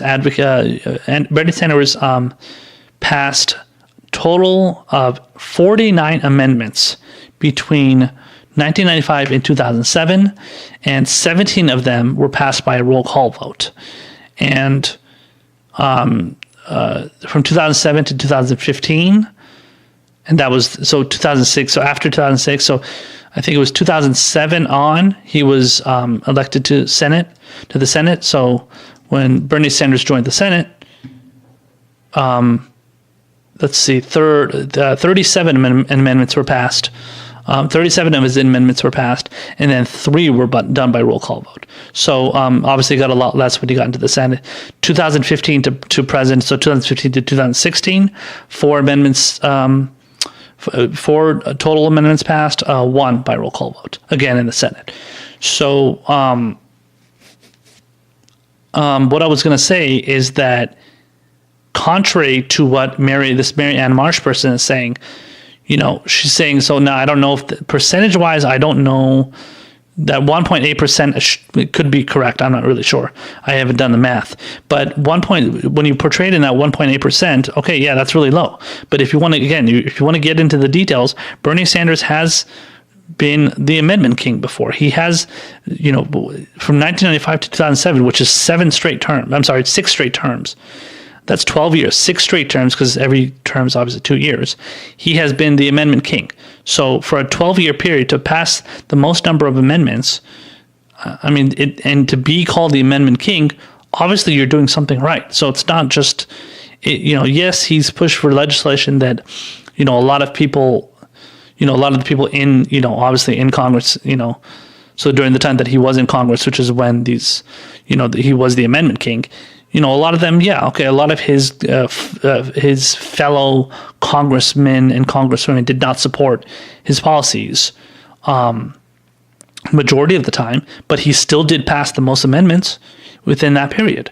And obviously either Mary Ann Marsh doesn't know that, or she doesn't want to acknowledge it, or she's just, she just doesn't want to, obviously, she doesn't want to. What I think is she doesn't want to give credit where it's due, and she just wants to detail it down to a percentage to make it seem as if it's really, as if it's really insignificant. So it's typical of these, as I've covered multiple times before. It's just typical of these, establishment outlets and the articles that are written in those outlets. It's just cherry picking stuff, right? So you're going to go out there and say, oh yeah, this tiny percentage, less than 2% of the legislation that Bernie Sanders has introduced has been passed, whereas the rest of the 98% apparently, according to this person, has been has been ignored and, not ignored, but has been essentially not supported. So yeah, a typical just bullshit argument there. And then the next paragraph says the latest Fox News poll, which, I'm really going to trust what Fox News is going to say in their polls. But anyway, it says the latest Fox News poll lays bare Sanders' woes. Among Democratic primary voters, Sanders has dropped 6 points since March, placing him in a distant second place at 17%. 17% behind Biden, who is at 35%. Up 4 points since the previous poll in March. The same poll shows Warren up 5 points to 9%, doubling her support during the same period. I don't know what this is. It says Trump wants to run against Sanders. His tweets is this her saying that? Yeah, no, I don't know. I guess it's the same person saying that. Marianne Marsh lady says Trump wants to run against Sanders. His tweets encouraging Sanders and bemoaning the rigged Democratic primary of 2016, while he denigrates Biden and Warren candidates he doesn't want to run against, tells you everything. Why would? Yeah, well, obviously that's based on nothing. Again, just more bullshit. So I mean, honestly, at the end of the day, if Trump is dumb enough to think that he can run against a politician who's running on policies that majority of the people in this country support, then he's just an idiot. Like this person is taking Trump's word for the fact, like, oh yeah, I don't want to run against Biden and Warren. So I mean, so you're just believing what Trump thinks, like as if Trump is an expert on who he knows he can beat. Trump lost to Hillary Clinton. He lost the popular vote to Hillary Clinton. So obviously he was less popular than Hillary Clinton among voters in this country. But then all of a sudden you're going to believe when he says that he wants. So you're going to believe that when he talks about, the rigged primary, and then says, and then I guess in Marianne Marsh's mind, that he is trying to let you know that he doesn't want to run against Biden and Warren, but he wants to run against Bernie. So have you ever considered the fact that he's completely wrong and he's delusional? No, apparently not. Apparently Trump is not delusional and crazy when you agree with what he says. That's very convenient. So the next paragraph here says the poll also reveals that the number one priority for Democratic primary voters is defeating Donald Trump. Overall, 73% of Democratic primary voters feel that it is extremely important to beat Trump. Among women, 77% say beating Trump is extremely important to defeat him. For Democratic women, that climbs to 80%, and for voters of color, it is 75%. And that's the problem for Sanders. More specifically, women, voters of color, and Clinton supporters are his problem. Only 15% of women support Sanders in the poll. Only 14% of minority voters support him, and only 16% of Clinton voters. Only 60% Clinton voters. It says more bad news among the category of voters who are the most interested and the most invested in the 2020 election are Clinton supporters at 64%. Okay, so this is based on your brilliant Fox News poll over here, which I guaranteed is skewed to go against Sanders, because obviously the people that are working for the right-wing network are not going to want Bernie Sanders to gain any kind of popularity. They're just going to bash him all the time. Now you can say that, okay, well, I read an article from Politico was talking about how Republicans would love to run against Bernie Sanders, but there's other politicians who also believe, I believe one of them was Ted Cruz, who believe that Sanders is a real threat. So I mean, apparently, unless Ted Cruz is lying, I don't know. I don't know how much I would believe Ted Cruz and how much I would think that he's being sincere in what he's saying. But at the same time, I mean, if you want to take Trump seriously, then you got to take Cruz seriously too. Now, I don't take either one of them seriously. But I don't really care what Cruz says. I don't really care what Trump says. So if they say, well, I can beat crazy Bernie, or crazy Bernie is not going to get anywhere, I mean, that's fine. That's your opinion. At the end of the day, you have to look at what policies Bernie Sanders supports. And, Marianne Marsh can pull out any poll she wants, way before we even have a debate, way before, majority of Americans know what Bernie Sanders is pushing for. When Bernie Sanders lays out specific policies that he supports, such as the usual Medicare for all, free college, a living wage, ending the wars, if you ask people where do they stand on those issues, they support those issues.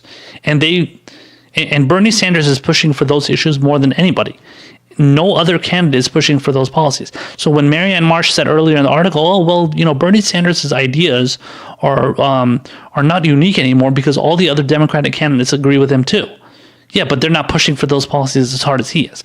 I already mentioned that before. That's obvious. I mean, everybody knows that.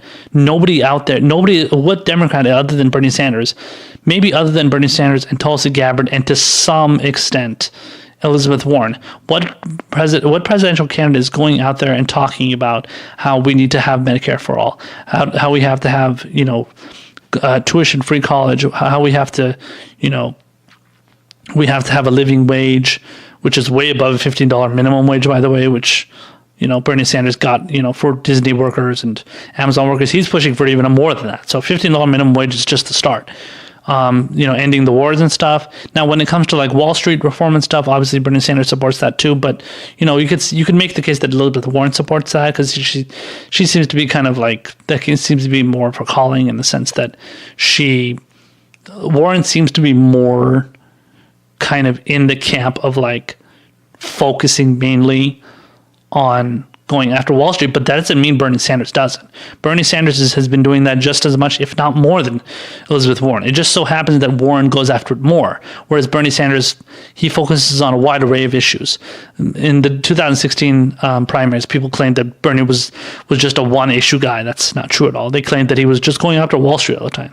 That's bullshit because he was always pushing for Medicare for all. He was always pushing for tuition-free college, Wall Street reform, ending the wars, all that stuff. He was always pushing for those things. So people that claim that it's bullshit. But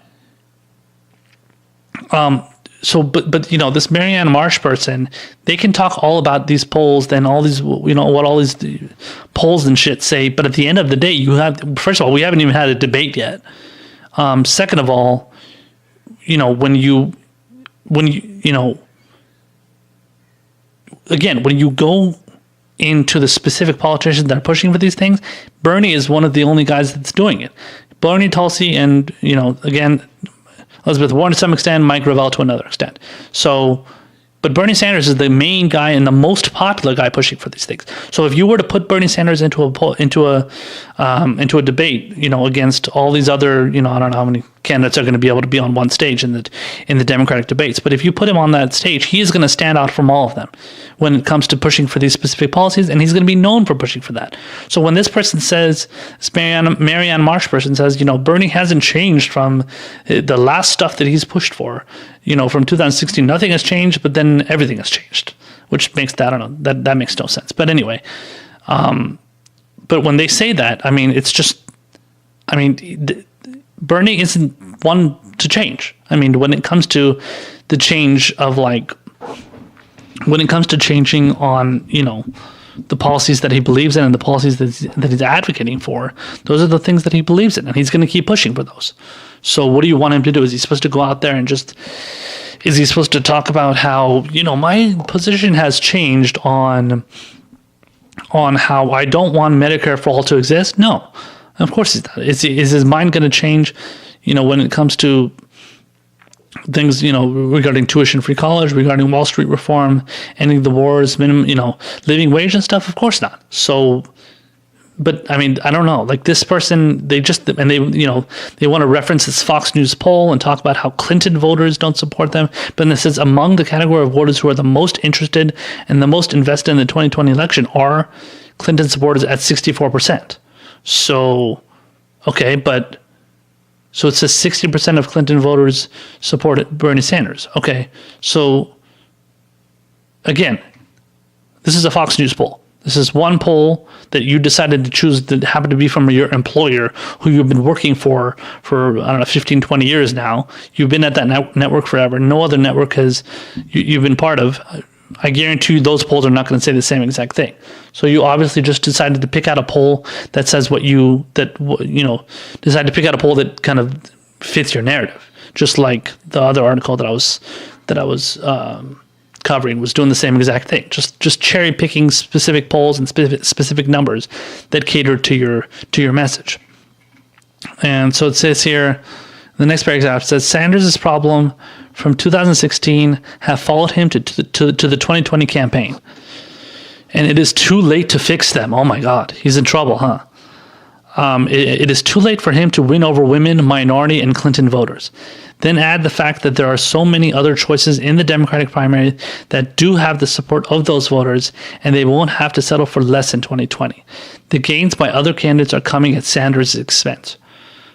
So that's just repeating the same narrative, talking about how he's not liked by women, how he's not liked by minorities, how he's not liked by Clinton voters.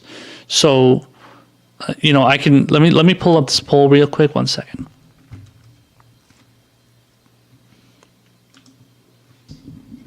So there's this Harvard-Harris poll that was taken, I believe, in 2017. I believe it was, or 2017. So it's a little bit dated, but it doesn't mean you can't use it. It doesn't mean it's not relevant. So they asked, let me read you what it says here. It says, approval ratings across demographics. Vermont Senator Bernie Sanders is the country's most popular active politician, viewed favorably by 57% of voters according to a new poll.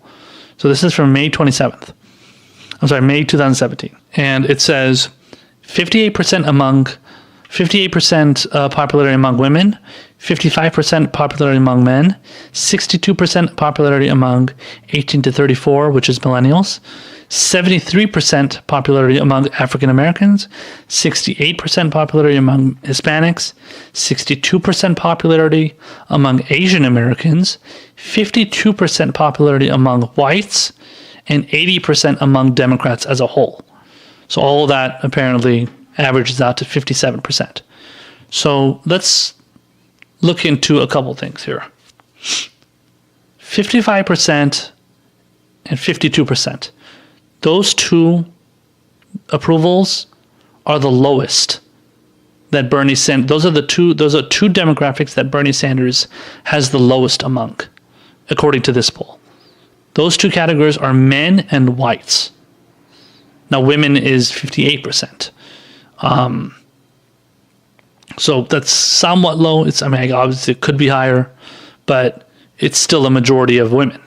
And it's still a majority of men and still a majority of whites. But the fact that the whites and the whites overall and men is the lowest, what happened to the whole narrative about Bernie Sanders not being supported by women? What happened to the narrative that he's not liked by people of color? And again, so the people of color is, if you go, let's say, if you want to go among African Americans, Hispanics, and Asians, it's 73%, 68%, and 62%, respectively. So Bernie Sanders is perfectly liked by three minority demographic groups. He is not liked by the majority demographic group in this country, which is white people. He is largely disliked by not disliked, but he's least liked as far as between men and women. He's less liked by men, more liked by women. So, and he's the most liked. Well, if you don't want to count Democrats are 80%. It's not surprising that the 80% of Democrats would like Bernie Sanders. But 73% of African Americans support Bernie Sanders. So, again, now this is the thing. When it comes to polls, I'm not going to be a hypocrite and say, well, Marianne Marsh or whoever, these people that are referencing these polls, they're cherry picking polls. I'm not going to cherry pick polls. I'm not going to be talking about how this poll is right and that poll is right. But if you want to compare where the polls are coming from, and B, how the polls are, and how the poll, like polling, especially the polling questions, how they're phrased, how they ask the question and stuff, that's very important. So that's stuff that you're not hearing from Marianne Marsh, who's just talking about how, oh, the Fox News poll talks about how Hillary Clinton supporters hate Bernie Sanders and they are the most interested and most invested in the election. Okay, so, I mean, sorry, but I can't really take a Fox News poll seriously. And again, when referencing all, women, minorities, and Clinton voters, okay, fine. Clinton voters don't like Hillary Clinton, don't like Bernie Sanders. How many Clinton supporters are there out there? I mean, the thing is, Hillary Clinton is one of the least liked and least respected and least popular politicians in America. I mean, I think it was on election day, I think she may have been more. So on election day in 2016, I think she was actually just as, if not more unpopular than Donald Trump on election day, and then she ended up losing. But her popularity was horrible. It was so bad in 2016, leading up to the election, that that's why people were so worried about her losing, and she ended up losing. And she ended up losing to somebody that was more, if not just as unpopular as her. So when you're talking about how, the Hillary Clinton supporters are very invested in this election and they really hate Bernie Sanders, yeah, I don't think I'm too worried about the small minority of Hillary Clinton supporters. And again, that's not 65 million of them that voted for her. I guarantee you, out of those 65 million, I guarantee at least 60% of those 65 million voters that voted for Hillary Clinton, at least 60%. Voted for her just because they didn't want to vote for Trump. So they voted for her just to go against Trump. So just to oppose Trump. So it wasn't like, I'm stronger together with Hillary Clinton and, I want to be with her and still with her or whatever I'm with her or whatever her slogan was, her hashtag was.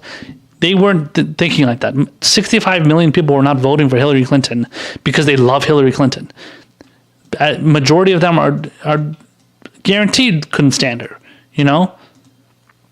especially the more she opened her mouth. And I predict that same thing is going to happen to Joe Biden. I predict to some extent, I think the same thing might happen to Elizabeth Warren. We'll see what happens with that. But I mean, I would rather have Elizabeth Warren, in the race against Bernie than Joe Biden, because I think Warren can add a lot more to the conversation when it comes to actual substantive debate and actual real issues compared to Joe Biden, who's just horrible. But yeah, but like, again, women and minority voters are perfectly fine with Bernie Sanders, as I detailed in that poll. If you want to take that poll seriously, I'm going to post it for you guys. But if you want to take that poll seriously, that's up to you. But that's, would I trust this poll over a Fox News poll? Of course, because Fox News, who trusts anything that Fox News puts out? Granted,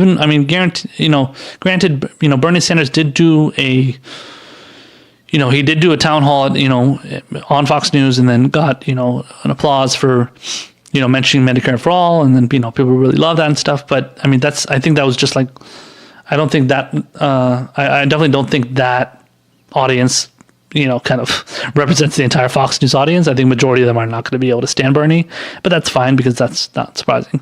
But the point is that, again, as usual, these people just want to put out these conspiracy theories and all these baseless claims and false narratives about Bernie Sanders, which are bullshit, and it's just, a lot of it is just anti-Bernie narrative. That's all it really is. It's just this anti-Bernie sentiment because he dares to be too radical or too far left. So that's really their main issue. So let me read the rest of the article here. It says, the very voters who do not support Sanders now were the most powerful force in the Democratic Party's gains in 2018. Women, minorities, and Clinton supporters. Again, repeating the same shit. And they will be again in 2020. They remember Sanders' claim that 2016 primary was rigged, sounding more like Trump than Trump. Okay. And despite the fact that Clinton would have beaten Sanders in any delegate combination you could create, including no superdelegates, that didn't stop him from playing the victim. talk about playing the victim.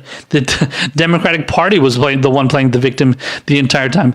The entire time Bernie Sanders was, Hillary Clinton was playing the victim every time he went after her. Democratic Party played the victim every time he criticized Democrats for their fucking pro-war votes and, pro-Wall Street votes.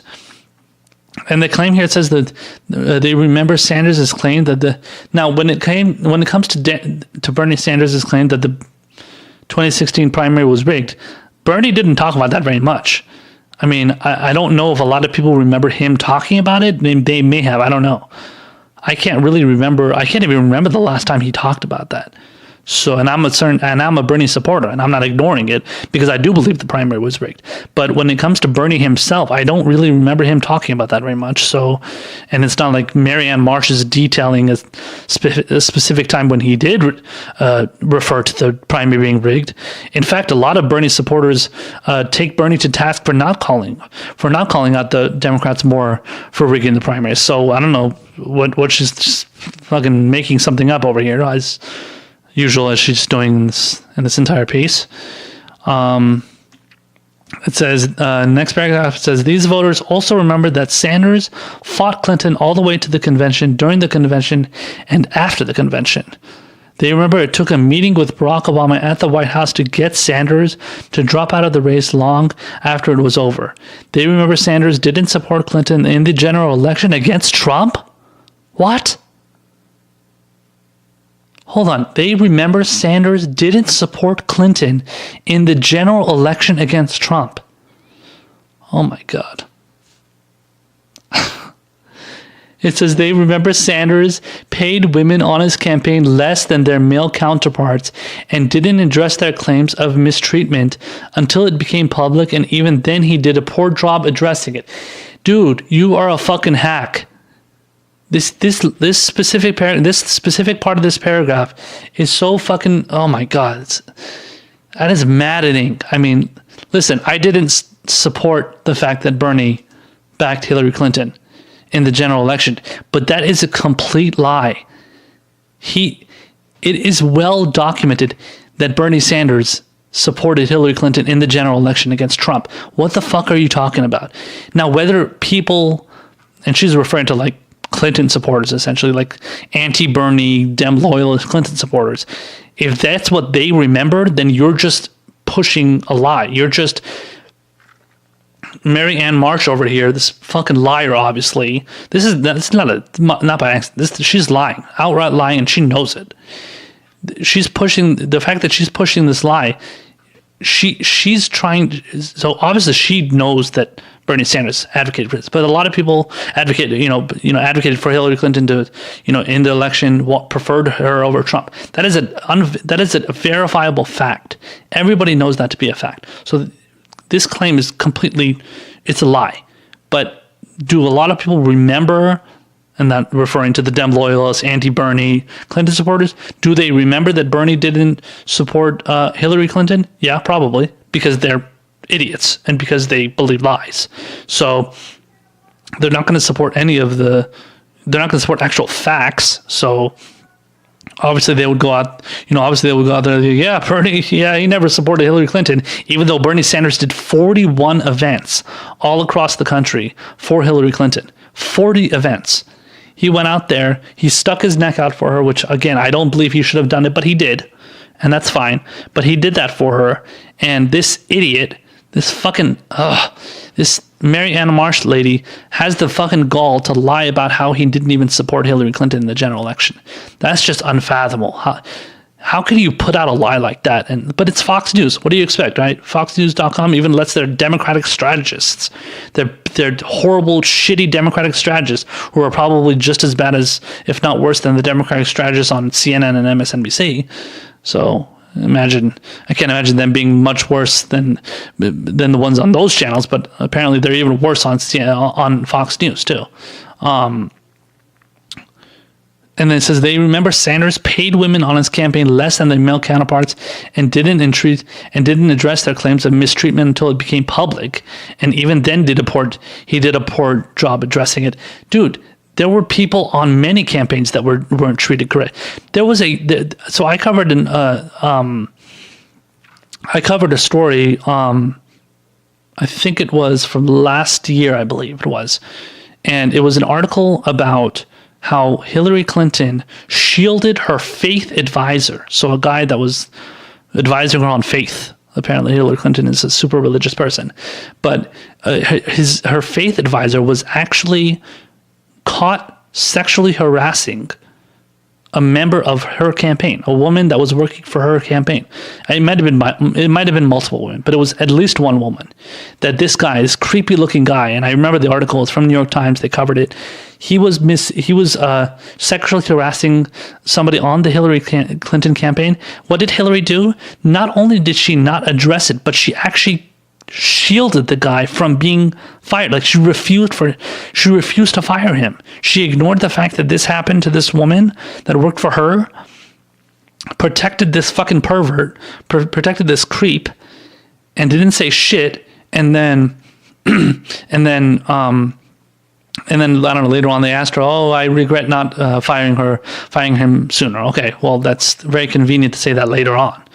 But yeah, she got caught for that though. But you're talking about how Bernie Sanders didn't address mistreatment. He addressed the mistreatment, following. So he addressed the mistreatment. I think it was in January, I believe it was. I also covered that I think I covered that.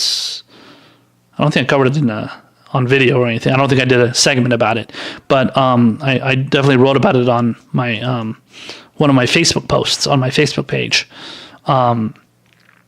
But I detailed how he, and the articles that were put out detailed how now the way they were framing it was just baseless, because they were a lot of the articles that were talking about how Bernie Sanders addressed these, sexual assault allegations against these, so by the people. So men that were in his camp, that were working for his campaign all across the country, there were men that were sexually harassing certain women. He never knew. First of all, not only did he never know about it because he was never informed, but when he did end up addressing it, he addressed it before his campaign, before he even decided to run in 2020. So I think he addressed it like I said, in January, and in fact, when he addressed it, he was criticized for not attending a vote to, I think it was like so it was like a vote to put sanctions on Russia or something Russiagate related. And people were so angry. How could you miss this vote that was going to, sanction Russia up the ass even more? And then it turns out the fact that he didn't, so he was basically he voted, I think, present or something on the vote, because he decided to spend that time to go and meet with the victims that were accused of sexual assault. And the people that did come out, and I think there was one article that was written, I believe it might have been in The Intercept, I think. And there was an article that was from, that was put out there, and it was one of the first articles that was put out regarding women that were sexually assaulted on his campaign. And this woman was like, listen, I don't want this, I don't want this article or my accusations against the Bernie Sanders campaign to be used as a kind of like a political football to attack Bernie Sanders and act as if this is something Bernie Sanders, did wrong or something that he neglected. I don't want it to look like that, because that's not the case. I don't believe that Bernie Sanders maliciously ignored, what women on this campaign were going through, and I don't think that he ignored it and stuff. But this is what they're doing. But that's exactly what they do. So Marianne Marsh obviously has a political agenda to smear Bernie Sanders, and she's a Democratic operative or political consultant or whatever of the Democratic Party. She has a vested interest to smear Bernie Sanders, and she goes and puts out this lie regarding about how Bernie didn't support Hillary Clinton in the general election. It's complete bullshit. Says he didn't address the claims of mistreatment, which he did, and then claims he addressed it poorly, even though people that say that he didn't the people that say that he didn't decide to take part in a vote for sanctioning Russia, he actually abstained from that vote to go and meet with the victims of sexual assault, and then people were the people that were their concerns that were kind of met. They were happy with it. They were satisfied with the way that he addressed them. Again, Hillary Clinton refused to even acknowledge the fact that somebody was sexually assaulted on our campaign, and then shielded that person, the sexual assaulter, from even being fired because she wanted to keep her faith as advisor for some reason. There was another case where Kamala Harris, when she was Attorney General, was it Attorney General or Senator? I think it might have been Senator. Hold on one second. Just want to look up this article. I want to get this right. Yeah.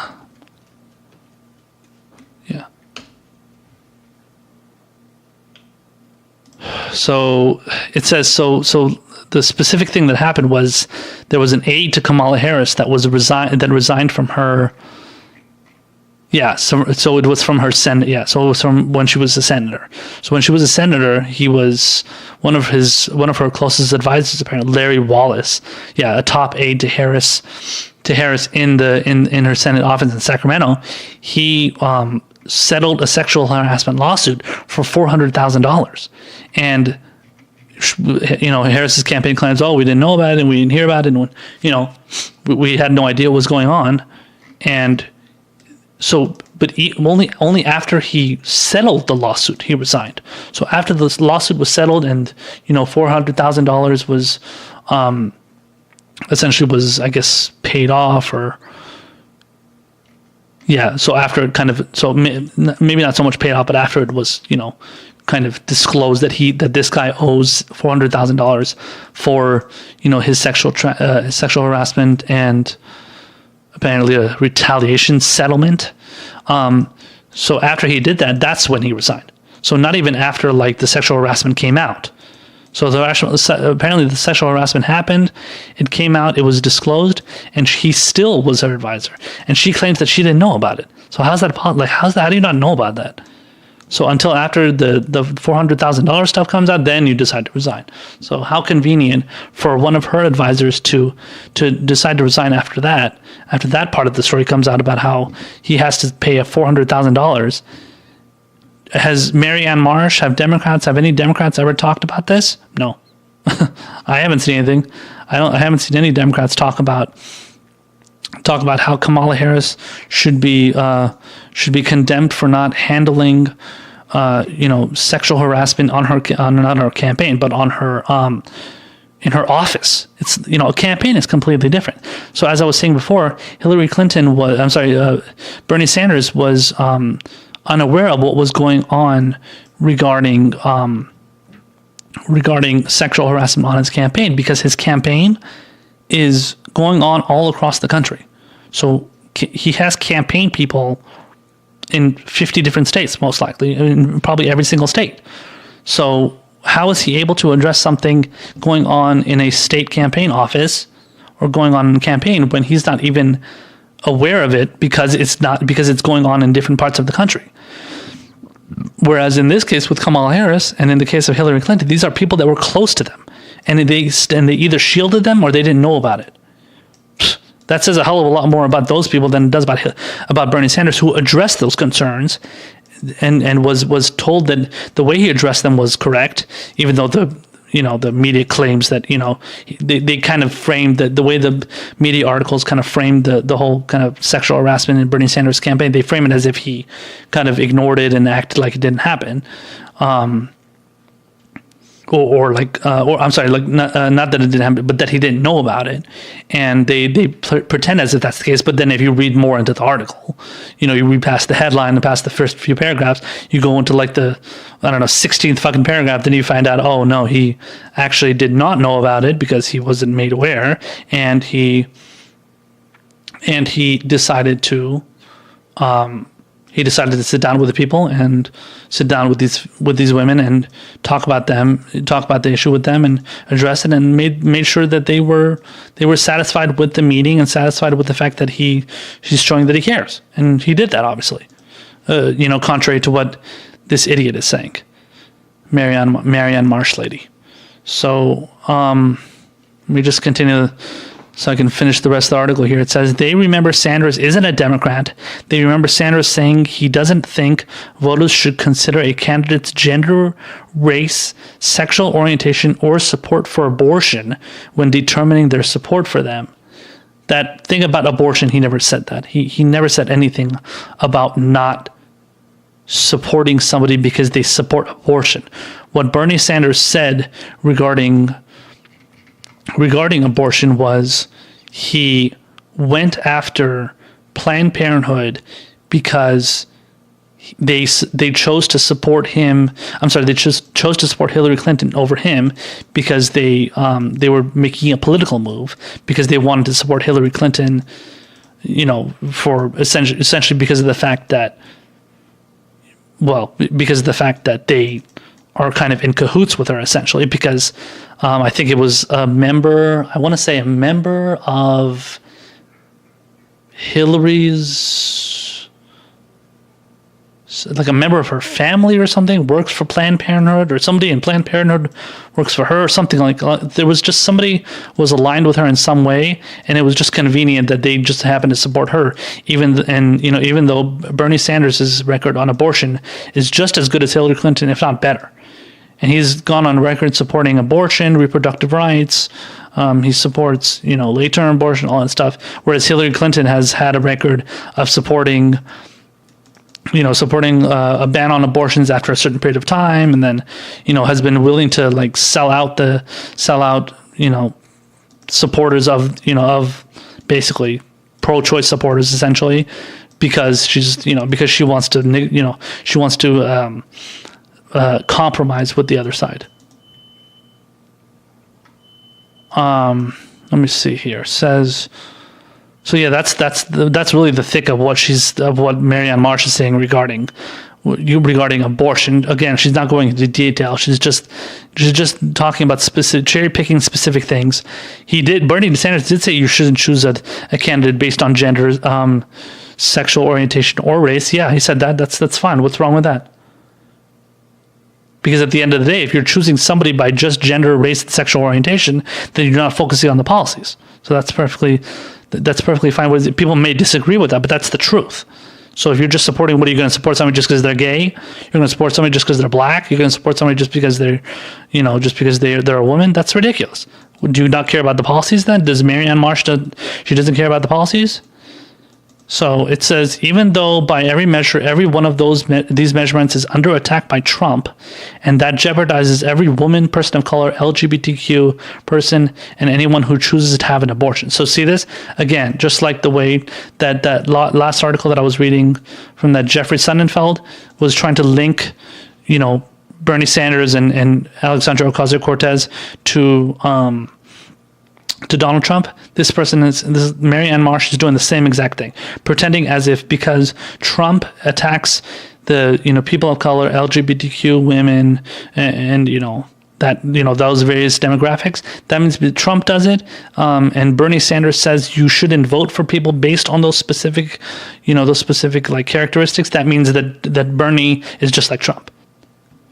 So it says Sanders' ample war chest, his opening for Alexandria Ocasio-Cortez at the Green New Deal Town Hall, a reorganized campaign with new staff and new consultants. None of that is going to fix his problems. It is too late. Oh, and one more thing, Trump wants to run against Sanders. His tweets encouraging Sanders and bemoaning the rigged primary, and this is from earlier in the article too. Bemoaning the rigged Democratic primary of 2016, while he denigrates Biden and Warren, candidates he doesn't want to run against, tells you everything. That alone for Democrats should be game over. So again, this complete hack of a person is making things up and claiming that it's just too late. It's not going to happen. So Bernie Sanders has no chance because I say so. Because I'm a bona fide liar. I'm a liar. I'm a deceiver. I make things up, as I did, claiming that Bernie Sanders didn't support Hillary Clinton in the campaign, which I still can't believe you said that. And it was published. I'm a liar, but I'm going to talk about how it's too late for Bernie Sanders to fix all these problems because I'm just such an expert. I'm such an expert on how the Democratic Party operates. Talking about, people are going to remember how he's not a Democrat. He's been caucusing with the Democratic Party his entire career. Just because he's an independent doesn't mean people are not going to vote for him. Do you know how many people in this country vote independent or just don't vote because they are independent, so because they don't support either of the parties? 65 million people voted for Hillary Clinton. 62 million voted for Donald Trump in the 2016 election. How many people? You know what percentage that is of people in this country? We have 330 Americans in this country. 330 Americans live in the United States. How many people voted against? 65 million and 62 million. Let's just do the math here. That's 127 million people voted in the 2016 elections. Let's just use that presidential election as an example. What percentage is that of the 330 million people living in this country? That's just over a third of the people in this country. Almost 2/5. Almost 2/5 of people in this country. That's how many people voted in the last presidential election. And I guarantee you, majority of them were not Democrats. They were people that were unsatisfied with the two-party system. They're independents. They're Green Party voters. They're libertarians. They're part of another party, Progressive Party, whatever. Part of the Socialist Party. Who knows? These are people that they don't support the two-party system. So when you're talking about how, oh my God, Bernie Sanders isn't a Democrat, okay, maybe some Democrats don't care. Did you ever think about that? Maybe some Democrats care about the policies. Maybe some Democrats are sick of the policies that the Democrats are pushing for. Did you ever think about that? 330 people in this country, only 2/5, 40% of those people voted in the last election. And, if you have people talking about how, people like Marianne Marsh over here and other Democratic strategists talking about how Bernie Sanders isn't a real Democrat and all this stuff. These people don't actually care about the fact that, they obviously don't care about the fact that people have issues with the two-party system right now. They have an issue with how our political system is corrupted, and the fact that a lot of times both parties seem to be pushing for the same bad policies and seem to be doing the same exact things. And we're sick of that. And people want to fight against that. They want something different. And obviously people like this, they are unaware of the fact that they want somebody like Bernie Sanders. They want somebody, somebody like Bernie Sanders to run against these things so that they don't have to, they don't have to deal with any of that same thing happening again, just the same pattern of the same shitty politicians doing the same exact things that they can't stand. And, and I just want to read the last part here. It says, and it's just like the last few sentences, it says, elections are always about the future, not the past. And the past has caught up with Bernie Sanders. That's why Sanders won't be the Democratic nominee in 2020. So whatever. I don't know if that, if this person is true when it comes to the rigging of the primaries in 2016. I guarantee you they're going to try and do the same thing in 2020. It's going to be a lot harder to kind of do that, I think, because we're so aware of it happening last time that they're going to try and hide a hell of a lot more this time. So, I mean, they can try and hide it. They're going to try and hide it, but and a lot of times when it comes to kind of like how the DNC, rigs things and the different people they have as on the panels and stuff for the DNC, and who's running the DNC, obviously Tom Perez and everything, making the decisions and stuff. It's a big deal because a lot of times we're not going to know about the things that are going on with, there's a couple of things that have come out where they're doing they're going to do like a lottery, which is going to choose like which people are going to be able to participate in debates. And then there's another person that's going to be involved in like the financial aspect of the DNC, who's like a little shady and stuff, who's anti-Bernie or something. So, I mean, there's a lot of concerns that are going to happen, but luckily we're a lot of progressives and, Bernie supporters and progressives and stuff. We're keeping a much closer eye on what they're doing, and we are kind of expecting them to big things. So we're going to definitely be much more aware of it. And when Marianne Marsh says this, I mean, she might be right in the fact that the DNC is going to prevent it from happening. That's what I believe, and I wouldn't be surprised if it happens. So, I mean, get ready for that. That's not hyperbole. That's not conspiracy theories. If it's something they tried to do before, which they did, they're going to definitely try and do it again. And at the end of the day, Marianne Marsh is just, regardless of what she thinks about the primary, obviously she's only saying that Bernie isn't going to win because she's misinformed and she's an idiot and she's a partisan and she's a Dem loyalist. So she's going to say something that's going to go against, God forbid, Bernie Sanders getting in there and changing the Democratic Party's, typical shitty ways. So she's obviously going to be against Bernie Sanders. But at the end of the day, the voters and the people out there, they can't stand what the two parties are doing, let alone Democrats, Republicans, whoever. They can't stand that shit anymore. So they're trying to fight against that, and they want something different. And now that they get something different, these people, these Democratic loyalists, are starting to realize that people are revolting against the Democratic Party. And they're realizing that the popularity of the party is even lower. They realize that they can't beat Trump that easily. So they have to choose somebody like Biden. They have to choose somebody like Warren, I guess, because in a lot of cases, Elizabeth Warren is buckling to establishment pressure. So they love that. They love anybody that's going to give into what the establishment wants. So they're gonna go out there and just talk about how those people are much better than Bernie. So just keep expecting that stuff and keep an eye out for any kind of rigging and that type of shit that goes on, because it's gonna be very, very prevalent in 2020 for sure.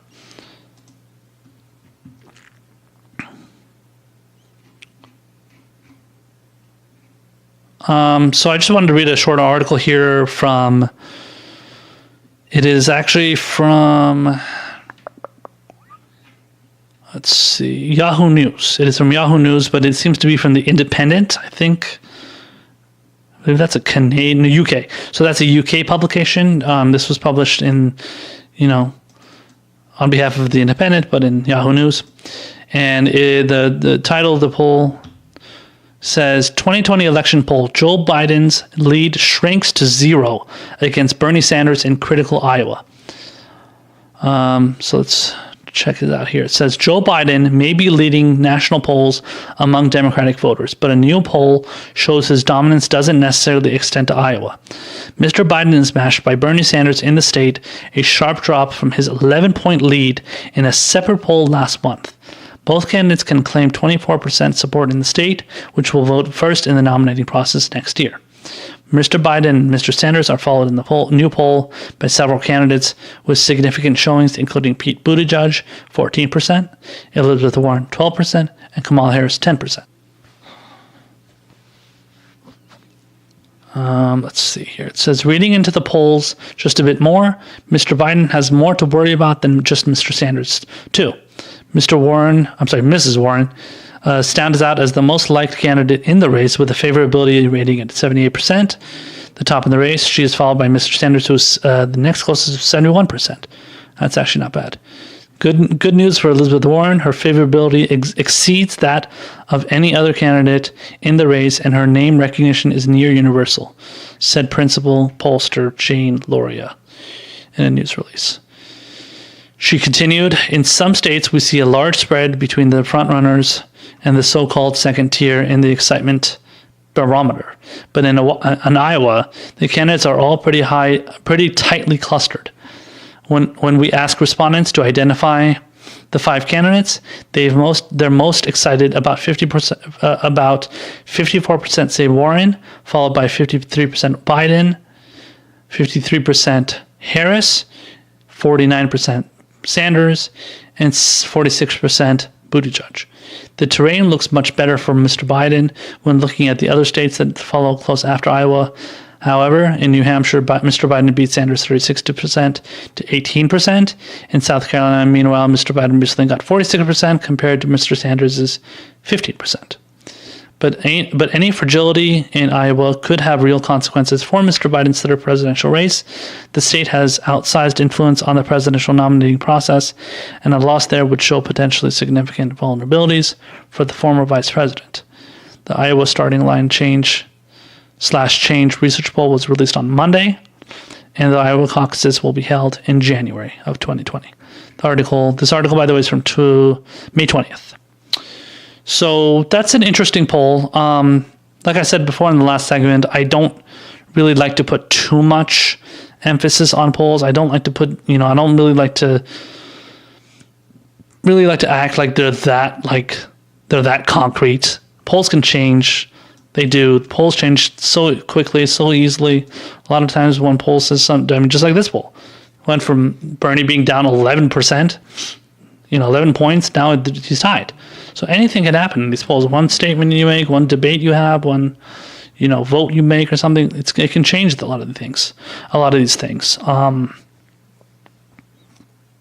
But I mean, I think this definitely shows that Joe Biden he's not as strong of a contender as a lot of the mainstream media and all these establishment outlets and whatnot are trying to make him out to be. He's just, I think, and this is a case that many other people, I think even Kyle Kalinske of Secular Talk has made about how Joe Biden he's kind of a placeholder for the Democratic Party now until somebody like, for example, Pete Buttigieg or Beto O'Rourke or Kamala Harris or maybe even Elizabeth Warren, until they start to gain a little bit more status, until they start to get more up in the polls. So Joe Biden is there until they get up there more, and that's only because Joe Biden is the most well known among all the different candidates. I mean, among the 24, I think now, 25, how much it is.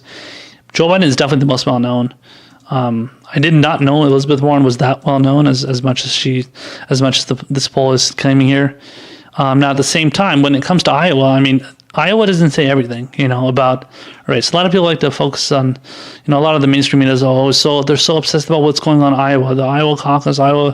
What are the Iowa polls saying? What are the Iowa, what is it, the Iowa?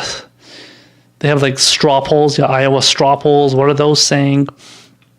What are but you never really know what that kind of stuff is going to say. You can never really assume that stuff is going to tell you exactly what you want to know. On top of the fact that in 2016, when Bernie Sanders ran for the first time, and he ran obviously against Hillary Clinton, the Hillary Clinton Bernie Sanders race in Iowa was extremely close. It was so close.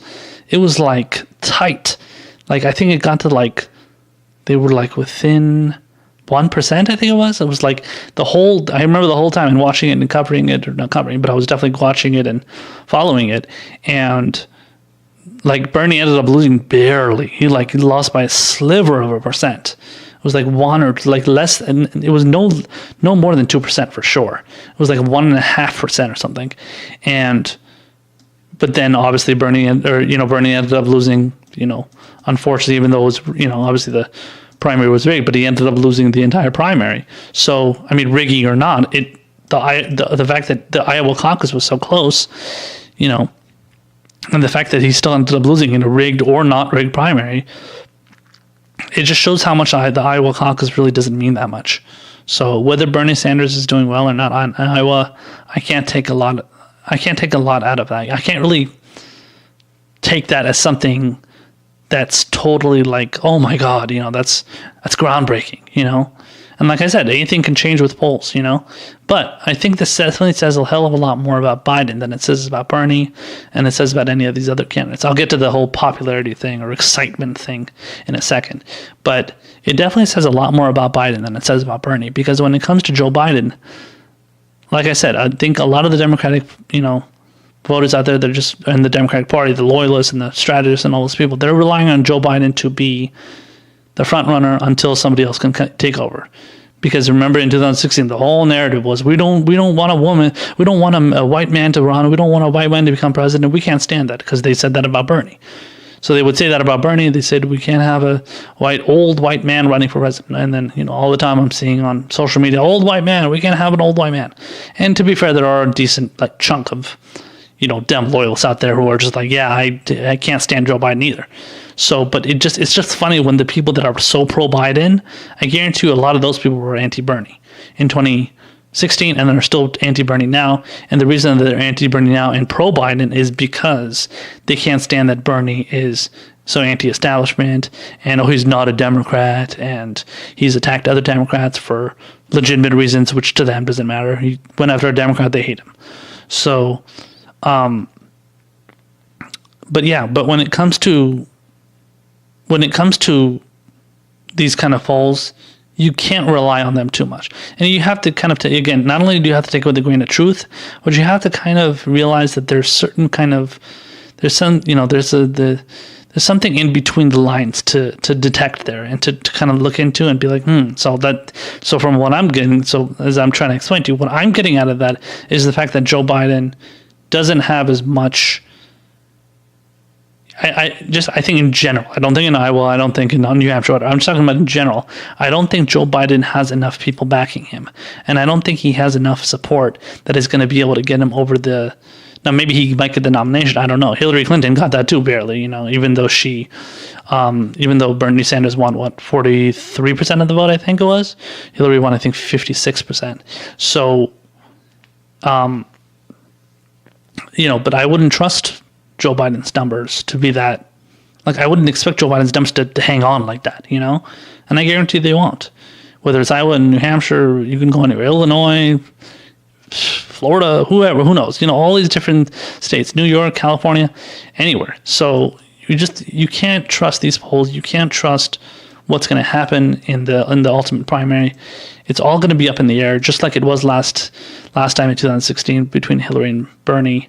And that was at a time, I believe, was it just Hillary and Bernie? It might have been Martin O'Malley too. And he got 1% or 2% probably. And it might have been, what's his name too, the other guy.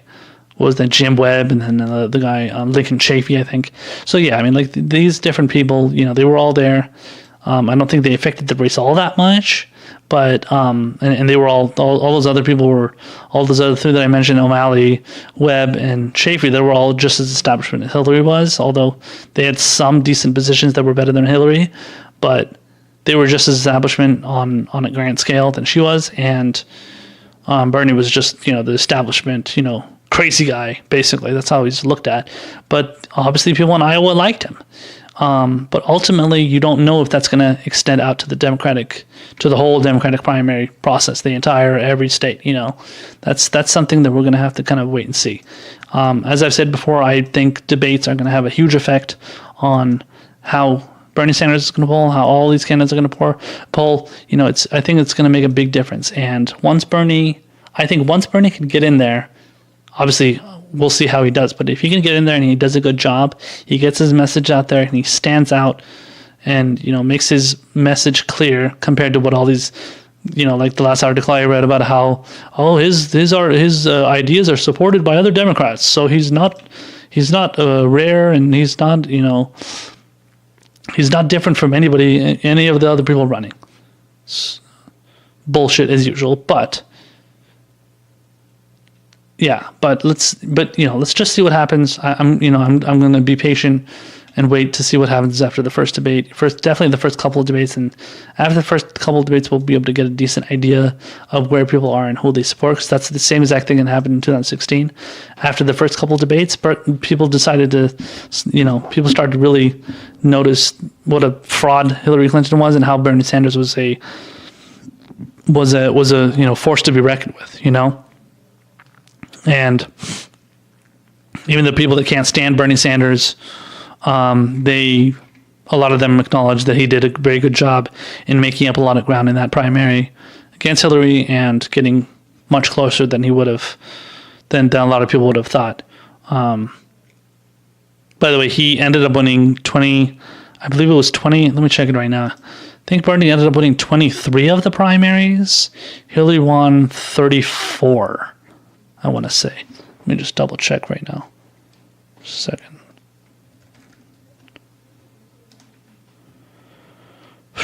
Let's see. So she won 2,842 delegates. He won 1,865 delegates. She won 34 states. He won 23 states.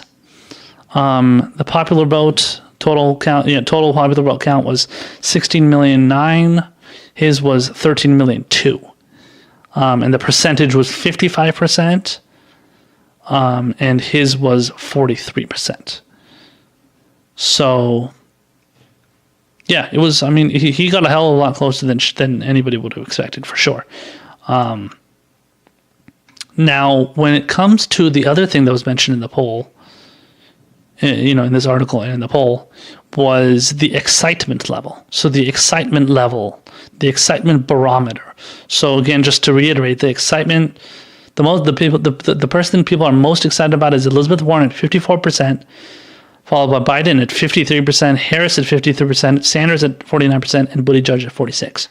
So let me just go down the line here. So when it comes to Elizabeth Warren, I think the main reason why she is more, she's kind of has that excitement behind her, I think is because she caters a lot to that establishment narrative, but at the same time pushes for, Wall Street reform and stuff like that, that a lot, I think a good chunk of Dem loyalists are going to go out there and be like, yeah, I'm in favor of some Wall Street reform. Some of them are going to be like, and they'll say whether they actually believe that, who knows? But I mean, they're going to come out and say, we need to regulate Wall Street. We need to do that. So, but in reality, they're not really pushing it for that much. They're going to do the same thing Obama did, talking about how, Wall Street does all these terrible things, but then he's not going to do shit at the end of the day. But when it comes to Warren, I think that's generally the excitement behind her. I think it's because of the fact that she is a Democrat, she is a woman, and she seems to be, she seems to have a close relationship with a lot of Democrats. I think she has a relatively close relationship with Hillary. She endorsed Hillary over Bernie Sanders in 2016. A lot of people remember that. So the fact that she did that, a lot of people see that as oh, okay, so maybe she's just like Hillary. So a lot of the establishment see, no, not going back to we're not going to talk about how Clinton supporters are super, Clinton supporters are super, influential, like the last article I was talking about. But the fact that just kind of the establishment types, they'd be like, oh, okay, so that's good. Elizabeth Warren, she went out, she supported the pick that we wanted, so we can back her. It's okay. She's okay in that regard. But we're still a little worried that she might be, regulating Wall Street too much, but we'll work on her a little bit. That's basically, I think that's what they're thinking. I definitely do not understand the excitement behind Biden. The only thing I can accumulate that to, I would say, is because he was Obama's VP. He is supposedly liked by a lot of black voters. He is supposedly liked, as I detailed in an article last week, he is liked by a lot of members of the Congressional Black Caucus. So a lot of black voters are going to be like, yeah, that Joe Biden guy, he was the VP for Obama, so he must be awesome. So, and Obama was such a likable person, kind of in a personal way.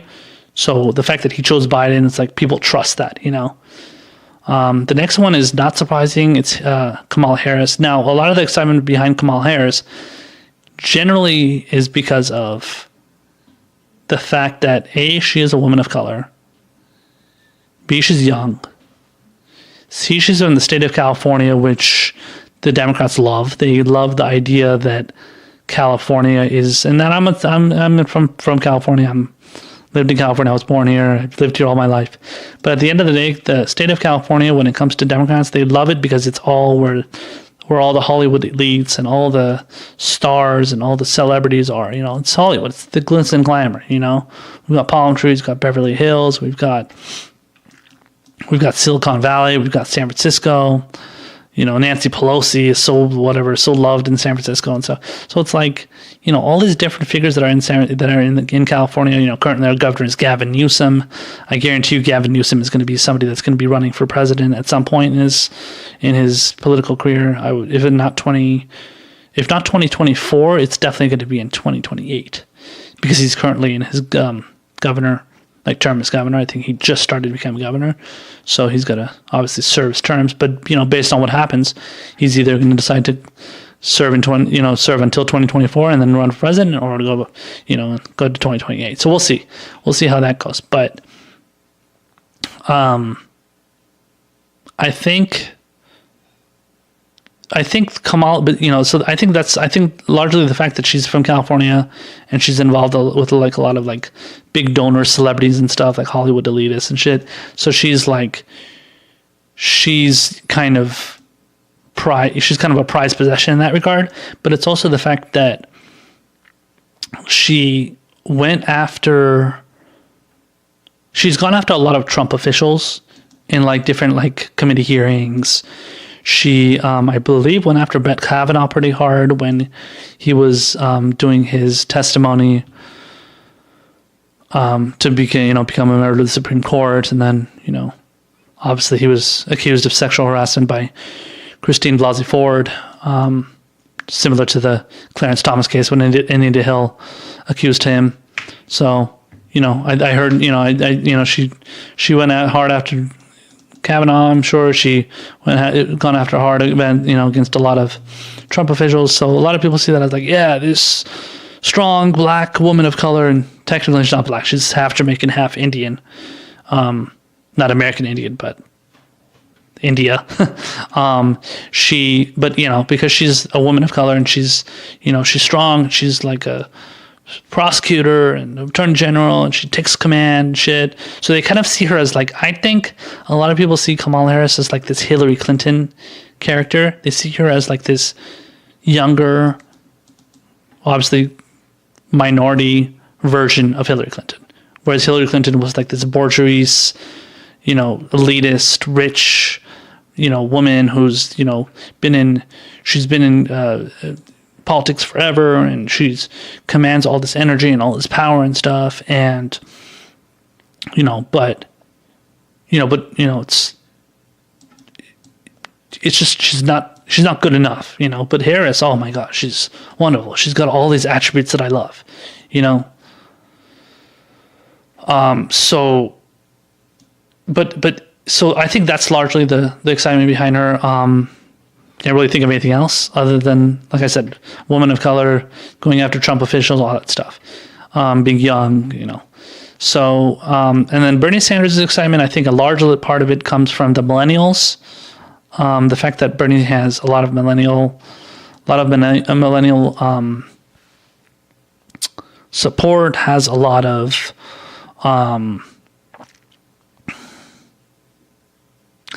of support among, I would say, a decent amount of boomers, a lot of progressives, a lot of people that are, that are suffering as far as, going through, like, as millennials are, they're going through like student loan debt and tuition debt and everything. People that have like lost their health care, even under Obamacare, they're going to be supporters of Bernie Sanders.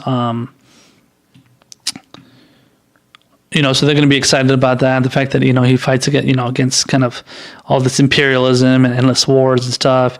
He's done, he did obviously the War Powers Act. He used that to kind of declare the war in Yemen unconstitutional. And he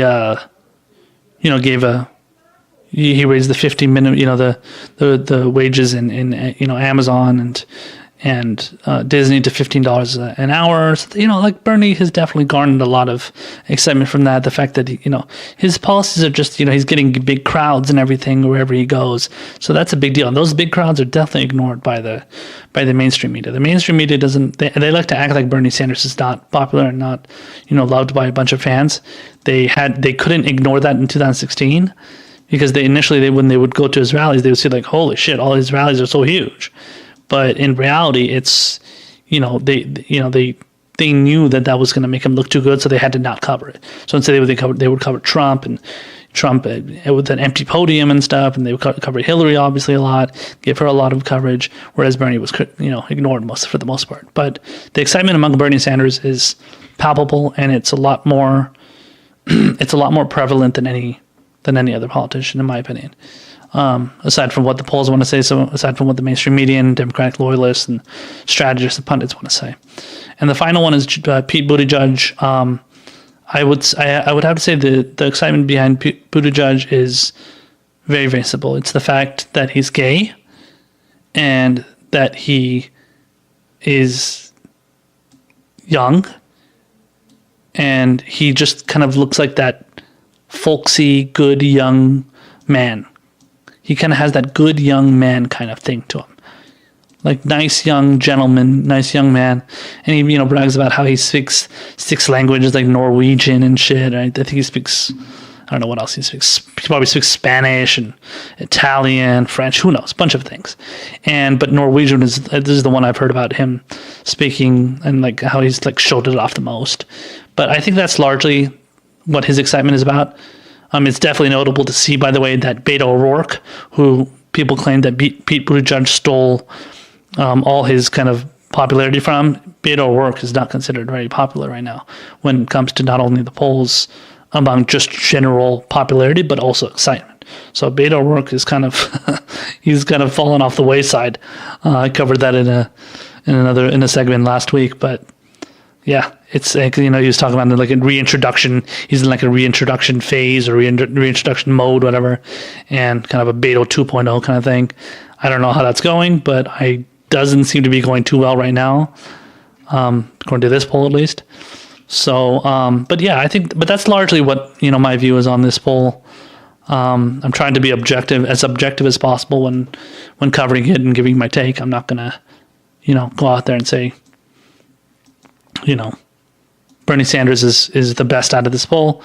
In my opinion, he is obviously the best out of this poll, regardless of what the numbers say. But I mean, I'm just trying to give a kind of more of an objective breakdown as far as what I feel like has led to the results of this poll. Again, I don't like to take polls that seriously. I don't care, what it is. For the most part, I like to kind of take it with a grain of salt. But it is interesting, though, that when the polls are showing in favor of the more anti-establishment candidates, they're ignored. So when a poll is showed in favor of Bernie Sanders, when, like I was talking about a poll in the last segment about how Bernie Sanders is supported by, people of color, is supported by, Hispanics, is supported by, women even, whereas he's, not, but his lowest amount of support is among, whites and males, men. It's people ignore that. So whereas if there was a poll that showed he's loved by men, if Bernie Sanders was showed as like loved by like all men out there, then the media would be obsessing over that because that would be their best way of framing him as like a sexist, because that's the narrative, and that's the narrative they want to push. They want to push Bernie Sanders as if he's like some sort of sexist prick, and he's just like Trump.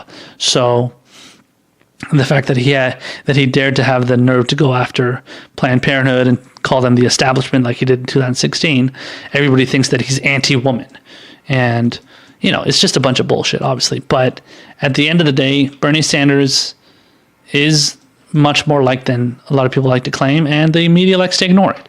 And I'm not going to ignore. That doesn't mean I'm going to ignore like polls.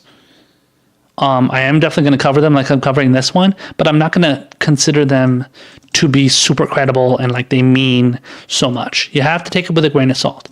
You have to look at it, in a sense that it's just kind of like, like it said here, an excitement barometer. It's a barometer for what you can expect the top people to be. Like I expect all these people to be pretty high to go pretty far in the thing.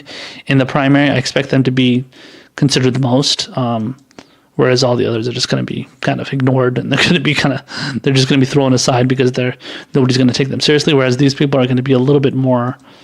They're going to be in the race, and they're going to be given much more attention by the media. So, and don't be surprised if some of them end up falling by the wayside. So I think somebody like Biden will fall by the wayside. I think somebody like Buttigieg will kind of not he won't have, he won't be able to gain as much steam as people expect. I think the people that are going to be up there the most are going to be, I don't know about Warren. Warren is a little bit of a wild card. Elizabeth Warren is a wild card because of the fact that, like I said before, she is supported by members of the establishment. She has had a lot of pro-establishment votes, but she's also, pushing for like Wall Street reform, and then like a lot of like top executives and donors and shit, they consider her to be like, oh, she's in favor of socialist policies, even though she calls herself a capitalist to her core or whatever. So like these are all things that like she's catering to all the different sides, But a lot of Bernie Sanders supporters and progressives like myself, we don't really trust her because we feel like she is being very opportunistic, and she has been very opportunistic. And I mean, she's even hired people from like, I think she hired like a former spokesperson for like Hillary Clinton to be like her spokesperson or something, So it's like she's doing stuff that's like, she's trying to play both sides so that she can make everybody happy, and then she feels like that's going to be her way to the nomination. So, and I mean, it could work, but I hope it's not. And I even think if Bernie Sanders, I have a fear that if Bernie Sanders ends up becoming the nominee, he might end up naming her his VP. I think he might actually do that. And I don't know if I support that. So unless she changes her positions a lot more, I'm going to be very worried about that. So anyway, to conclude, this Iowa poll, we'll see where it goes as far as, when, after we have the first debate and everything, we'll see what these Iowa voters start to think. They seem to be swayed by very small things that happen, whether it's a statement that's said or like a debate or, some position somebody, one of the politicians takes, candidates takes.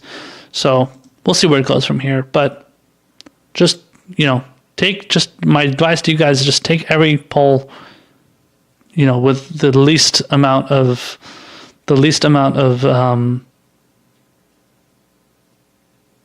credibility, basically. They're not all going to be accurate at this time of the primary. So just pump the brakes on it and see what happens after the first couple of debates.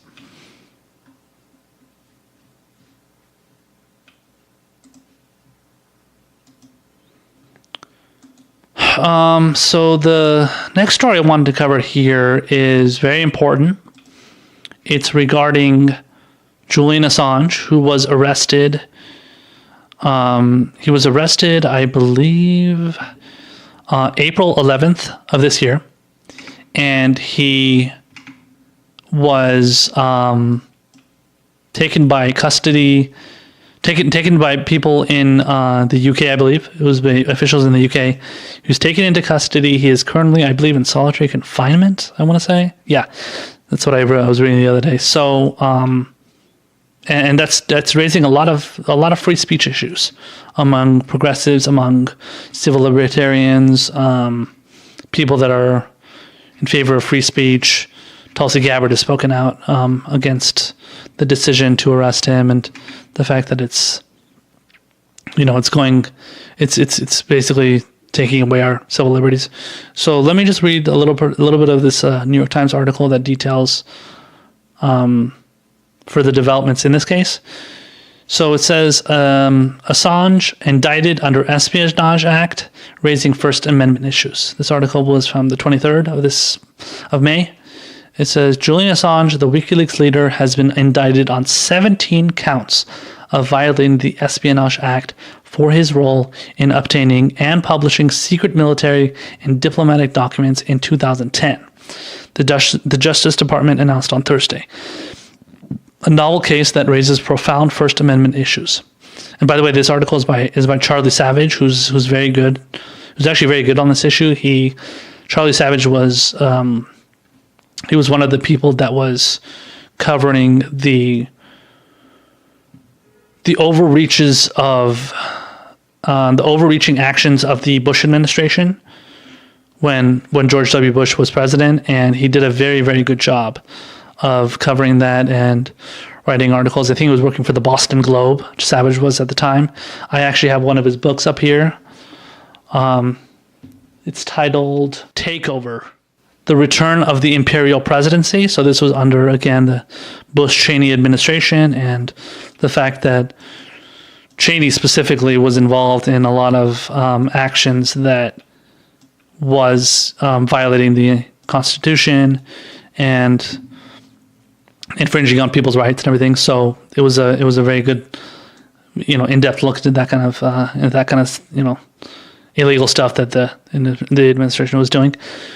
So let me just continue on here. It says the new charges were part of an expanded indictment obtained by the Trump administration that significantly raised the stakes of the legal case against Mr. Assange, who is already fighting extradition proceedings in London based on an earlier hacking-related account brought by federal prosecutors in Northern Virginia. The charges are the latest twist in a career in which Mr. Assange has morphed from a crusader for radical transparency to fugitive, from a Swedish sexual assault investigation to tool of Russia's election interference to criminal defendant in the United States. By the way, the accusations of being a tool to Russia's election interference is baseless. They've come up with zero evidence after constant attempts to frame Assange as working with the Russians and having involvement in the Russian hacking and all that Russiagate stuff. They've come up with nothing. They've talked about how he's had meetings with Paul Manafort or something, and a meeting with Donald Trump Jr. and it's all baseless. None of that has actually been proven by anything other than basically hearsay, but it's been published as if it's a fact. And the establishment and Democratic loyalists have definitely eaten it up with a spoon. It says, Mr. Assange vaulted to global fame nearly a decade ago as a champion of openness about what governments secretly do, but with this indictment, he has become the target for a case that could open the door to criminalizing activities that are crucial to American investigative journalists who write about national security matters. The case has nothing to do with Russia's election interference in 2016, when Mr. Assange's organization published Democratic emails stolen by Russia as part of its covert efforts to help elect President Trump. Instead, it focused on Mr. Assange's role in the leak of hundreds of thousands of State Department cables and military files by the former Army intelligence analyst Chelsea Manning, who's formerly Bradley Manning. Yeah, so, I mean, again, Savage, unfortunately, is referring to Russia a lot in this article. And it says, when Mr. Assange's organization published Democratic emails stolen by Russia, again, that has not been proven by anything that I've seen. It has not been proven by anything that I've seen other people investigate. It's, I mean, from what at least Assange is saying and what WikiLeaks is saying, the Democratic emails were stolen from, I think what Assange ended up saying was it's information that he ended up getting from the gentleman that was killed. He was found dead in Washington, D.C., and he was a former Democratic operative, Seth Rich. And Seth Rich was killed. His death was covered as just kind of like a random killing. So somebody just came up to him and shot him and just went away and acted as if just kind of like a random shooting, almost like as if you were to be like mugged on the street and then God forbid somebody shoots you and kills you. So they're treating the Seth Rich cases like that. So and then anybody that kind of brings up the Seth Rich case as if it's kind of strange that he got killed without even, for example, having his wallet stolen. Anybody that, or any of his valuables and stuff stolen, even his, I think, briefcase or something was stolen, and people are so the people that question that are called like conspiracy theorists. So.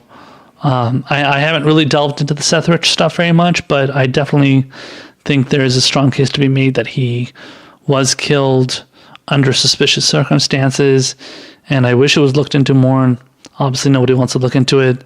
Anybody that brings it up, they're just called a conspiracy theorist. Yeah, somebody's making a point that Seth Rich still had an expensive watch on his wrist and money in his pocket. Yeah, that's a good point. And, it's something that I heard as well. And yeah, like I said, that's something that happened, and, people ignore that. People like to act like as if that, as if that's some sort of as if it's a conspiracy theory. Like, we're pointing out facts. So what if it was any other case? I guarantee you, people, if you go and investigate any other, regular kind of normal murder case where somebody is shot on the street, people are going to be like, wait, that's a little weird. They didn't steal their wallet. They didn't steal their gold watch. They didn't steal whatever else they had. I mean, that's a little bit curious. I mean, people are you're going to wonder, any kind of, you watch any kind of, mystery show, like Forensic Files, FBI Files, where they talk about these kind of cases where these things happen. The first thing the cops look at is, was their wallet stolen? Is their money still there? Is their valuables taken away? Or is anything missing? All this shit was there. So, and it's somehow they don't see that as a problem. Somehow they don't see that as being a little bit of a, that would make people question what happened, So, yeah, so that's kind of, so to go back to that point, to reiterate my point, WikiLeaks did make the argument that it was Julian Assange, when he obviously he released that, the DNC emails. It was taken by Seth Rich, and a lot of people feel that he got killed because somebody found out somewhere that he stole those emails and gave it to them, and he was killed. So that's what the conspiracy theorists believe. So anyway, so the next part of this article says, Justice Department officials did not explain why they decided to charge Mr. Assange under the Espionage Act, a step also debated within the Obama administration, but ultimately not taken. I'm assuming back then they probably didn't have enough evidence, because I'm assuming Obama would have done it, because he seemed pretty gung ho against going after Assange for that. So, but I mean, I don't know. I mean, it seems kind of weird that Obama would do it. I'm sorry, Obama wouldn't do it, but Trump is doing it. It's a little bit curious, especially since people think that Assange was so pro-Trump. Anyway, so, and then it says here, yeah, so that action was not ultimately taken by the Obama administration. It says, although the indictment could establish a precedent that deems actions related to obtaining and in some cases publishing state secrets to be criminal, the officials sought to minimize the implications for press freedoms. So that's, I guess, good, but obviously they're not doing that now. So press freedoms are absolutely not being considered now. They noted that most of the new charges were related to obtaining the secret document archives as opposed to publishing them. In the accounts that deemed the publication of the files a crime, prosecutors focused on a handful of documents revealing the names of people who provided information to the United States in dangerous places like war zones. Quote, some say that Assange is a journalist and that he should be immune from prosecution for these actions. This is quoting John Demers, the head of the Justice Department's National Security Division, said at a briefing with reporters. Further quoting says, the department takes seriously the role of journalists in our democracy, and we thank you for it. It is not and has never been the department's policy to target them for reporting.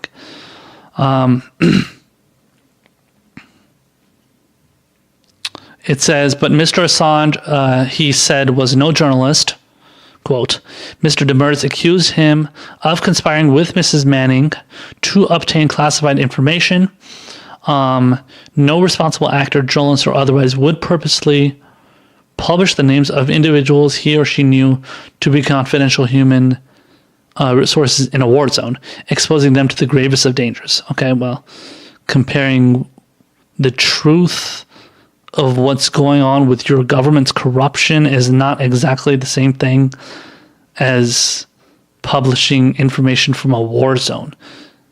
Because in the war zone, you don't want your enemies to know where you are. So if your enemies know where you are, then they can attack you. I don't know what the relevance is there between that and publishing information that exposes corrupt actions of your government. But okay, obviously they're going to go out of their way to make baseless comparisons here, but that's not surprising. That's usually what they do anyway. Let's see, where am I at here? It says, it says here, so it says, for the purposes of press freedoms, what matters is not who counts as a journalist, but whether journalistic activities, whether performed by a journalist or anyone else, can be crimes in America. The Trump administration's move could establish a precedent used to criminalize future acts of national security journalism, said Jamil Jafar of the Knight First Amendment Institute at Columbia University. The charges rely almost entirely on conduct that investigative journalists engage in every day. He said the indictment should be understood as a frontal attack on press freedom. Says Mr. Demers left the press briefing without taking questions at a Justice Department official who stayed behind to answer questions on the condition that he would not be named would not address any about how most of the basic actions the indictment deemed felonies by Mr. Assange differed in a legally meaningful way from ordinary national security investigative journalism, encouraging sources to provide secret information of news value, obtaining it without the government's permission, and then publishing portions of it.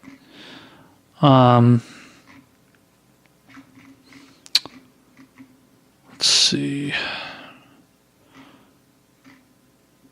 So let me just read a little bit more here. It says, notably, the New York Times, among many other news organizations, obtained precisely the same archives of documents from WikiLeaks without authorization from the government, the act that most of the charges addressed. While the Times did take steps to withhold the names of informants in the subset of the files it published, it is not clear how that is legally different from publishing other classified information.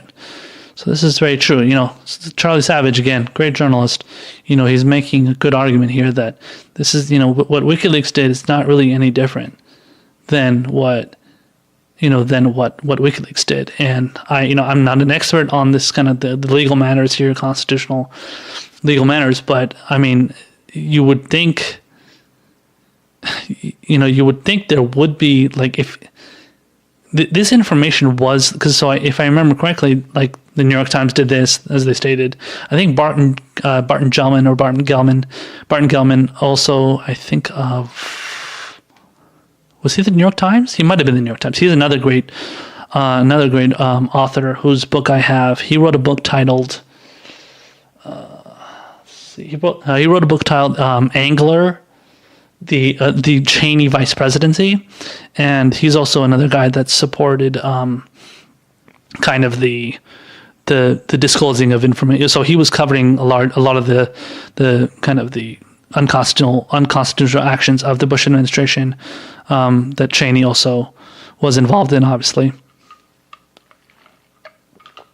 And so Gelman also, I think he might have been involved in some situations where he was disclosing private information. He definitely came out in support of Chelsea Manning and I believe Edward Snowden as well.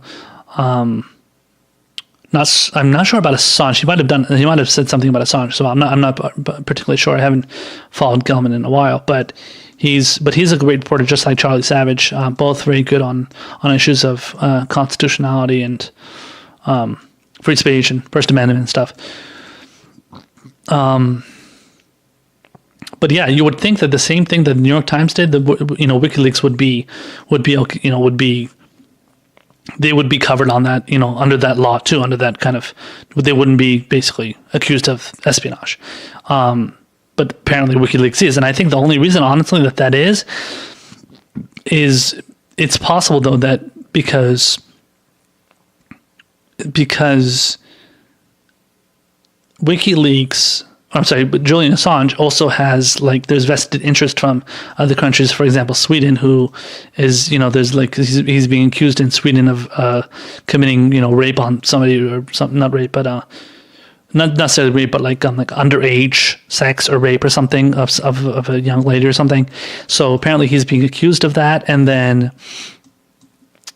so I would think, like, other countries probably have a vested interest. So America is being like, okay, well, we'll just make all these charges against Julian Assange, because we can also get other countries that are also going to want that to happen as well. So other countries might be pushing the United States, and our Justice Department to basically, charge him with further things, so that they can also, that he's also taken out, and, he's not able to have any more influence than he obviously already has. I mean, obviously Julian Assange is somebody that is considered, as somebody just commented, he's very dangerous, quote unquote, but he is seen as somebody that is going to be obviously doing a lot of things that the deep state, the establishment, big governments are not going to want him to do, and he's doing it, and they're obviously pissed off about it, and they're gonna get after him and try and lock him up as fast as possible, as much as possible, get him on every espionage charges they can, and let alone charges of rape and whatever they're going to accuse him of, rape, incest, whatever they want to lob against this argument, they're going to throw the fucking book at him. So yeah, it's totally ridiculous. And like I said, the fact that the New York Times is able to get away with doing this kind of stuff, but WikiLeaks isn't, is very peculiar. The next paragraph here refers to Barry J. Pollock, who is a lawyer for Mr. Assange, who said his client was being charged with a crime, quote, for encouraging sources to provide him truthful information and for publishing that information. That dramatic step, he said, removed the fig leaf, quote, fig leaf, that the case about his client was only about hacking. Quoting further, he says, these unprecedented charges demonstrate the gravity of the threat the criminal prosecution of Julian Assange poses to all journalists in their endeavor to inform the public about actions that have been taken by the U.S. government.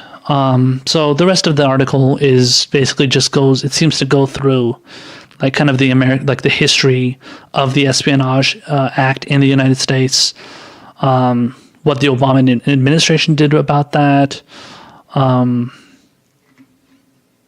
It seems to be more just past information. People kind of like information that kind of some people would want to know.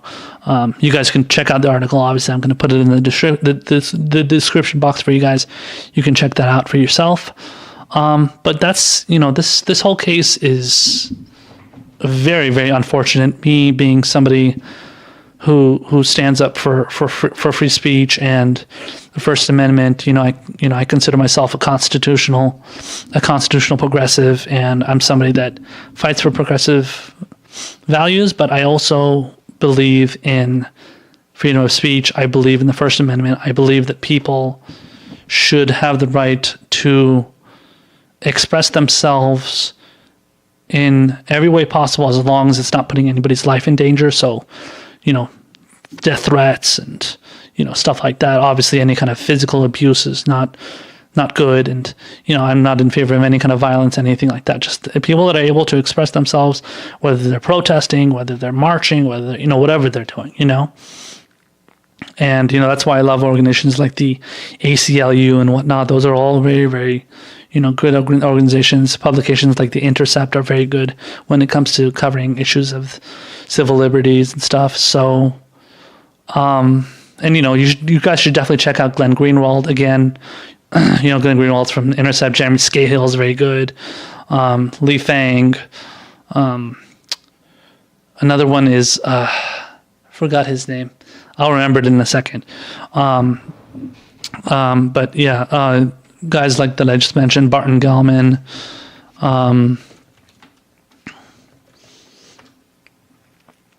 There was one other guy I just wanted to let you guys know about, so you can check him out as well. Let's see. So I mentioned Scahill, Greenwald.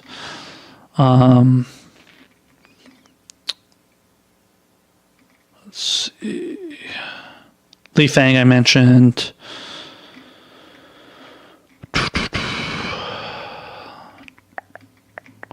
Ryan Grimm is also a very good reporter, but he's on kind of other issues, not so much civil liberties. James Risen is very good. I also have another book. James Risen's book is titled. Actually, I have two of his books, I think. One of the books from James Risen is State of War. And the other one's called Pay Any Price. So if you guys want to check those out, those are all very good. James Risen is some people are not really happy with James Risen these days because he's taken kind of a Russiagate stance on some issues, which is unfortunate. So that sucks, but I just wanted to find out who this other journalist is for you guys. He's a very good reporter. I always try and find the journalists that have the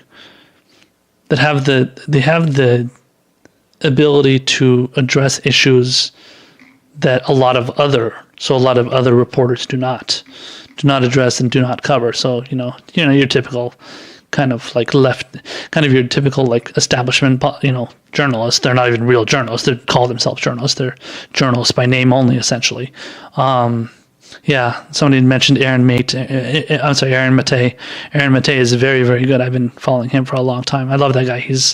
I've praised him, on Twitter many times directly to him, and he's kind of liked one of my tweets or whatever, but not that big of a deal. But I mean, it's he's obviously he appreciates people that go out and kind of stand up for the same things that he does. I like to refer to these people, and Aaron Mate being one of them. He's I like to consider him a independent leftist. A couple of other people here are Whitney Webb. She works for Mint News Press. That's a very good publication. Sarah Abdallah is very good. I don't know where she writes for. Sarah Abdallah is very good though. Michael Senato, he's also a very good reporter. Jake Johnson, he writes for Common Dreams. Ken Klippenstein, he actually works for the TYT, but he's unearthed a lot of good information as well.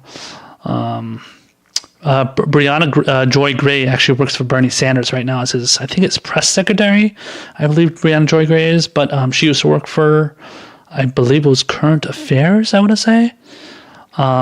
Benjamin Norton is very good. Chris Hedges is very good. Manar A. Mahawash, she's very good.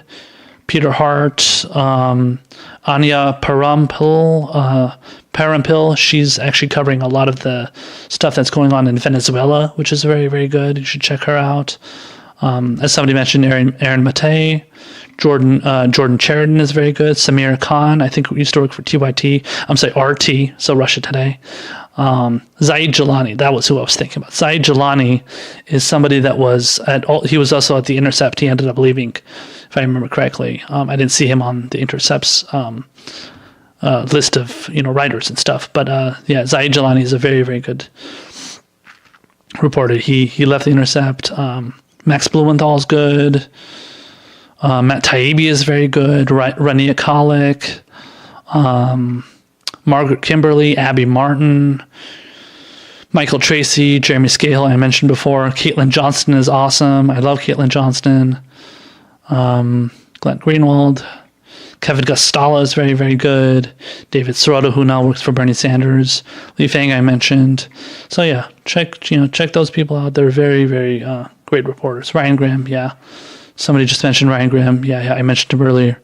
Works for The Intercept. He's a great independent reporter.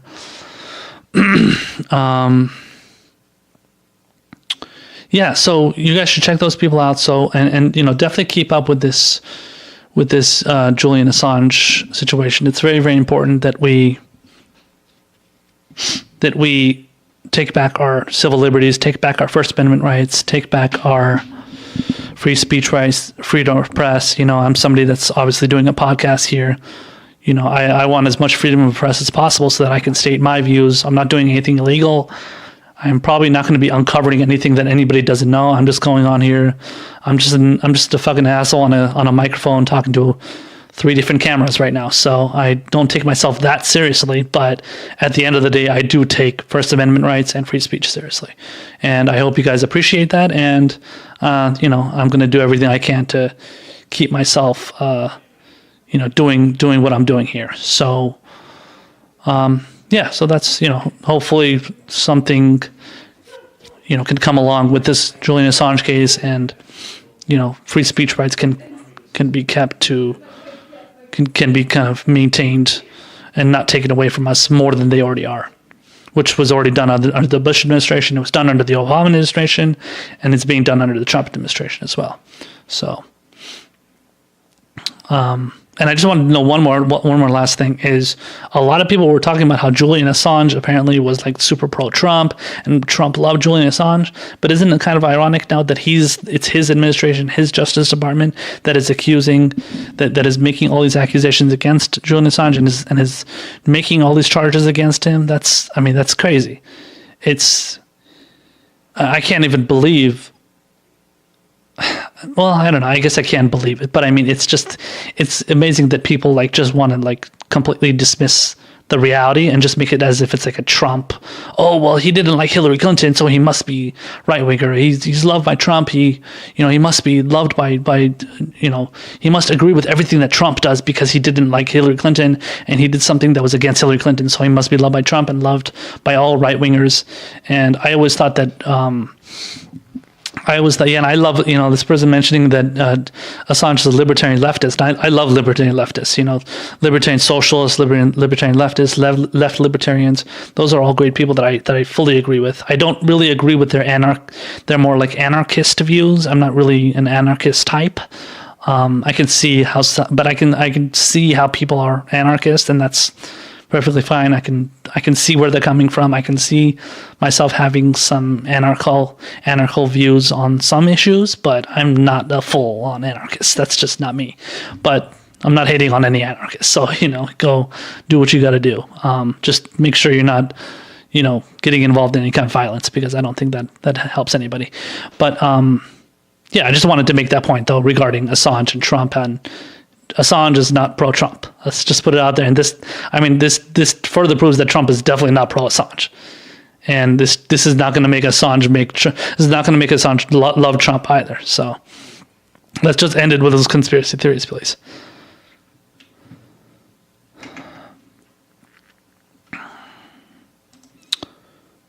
So we got a couple more issues and a couple more articles I wanted to cover here.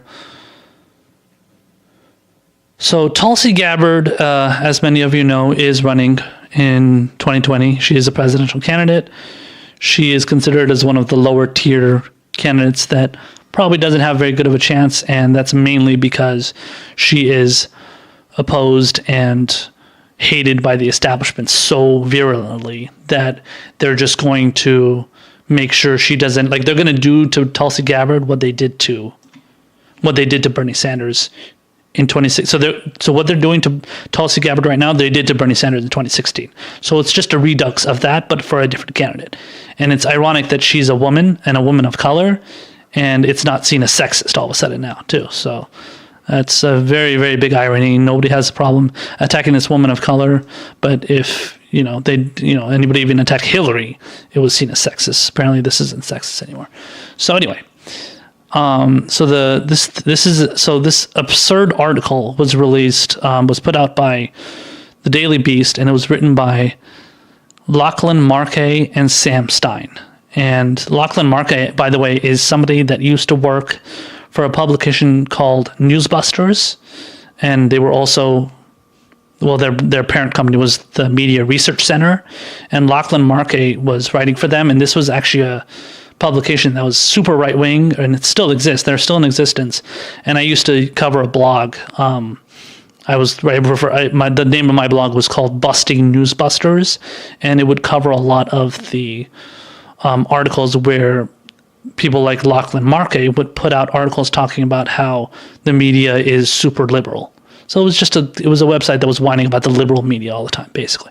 That's what it was centered around. So all of a sudden, this guy, Lachlan Markay, went from covering how horrible the liberal media is to how to writing for the Daily Beast, which is like basically your typical like the resistance, pro-resistance kind of publication out there. So anyway, the title of this article is Tulsi Gabbard's campaign is being boosted by Putin apologists. Wow. So as usual, typical Russia gate, Russia paranoia bullshit.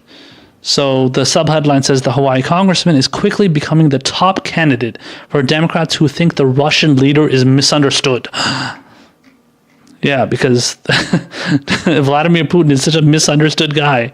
He's totally a lovable character. I honestly don't know if he is. But anyway, maybe he is. I have no idea. So, yeah, tell Putin I want my check too. Yeah, seriously. I mean, that guy, he's obviously been we've obviously been doing his shilling for so long, we still haven't gotten a single dime out of them. Just like all the people that say, that talk about how fucking, George Soros runs all the like left wing, or not left wing, but like liberal-ish, faux progressive, publications, and, backs all those different Neera Tandons and, Media Matters and stuff like that. So obviously he loves Hillary Clinton and shit. I mean, I think there is some grain of truth to that, but I don't think it's, I think it's a lot more, just about him just heading a bunch of Soros just heading a bunch of organizations that are just it's kind of like the Koch brothers, just heading a bunch of organizations that are just very influential and just put out information to people, but I don't think they're creating bots and stuff. But hey, who knows? That's just my opinion. I mean, I think it's different if you're considering David Brock. So if you're talking about David Brock and stuff, there's definitely people like Brock bots and those people that were paid $1 million to defend Hillary Clinton or whatever. But yeah.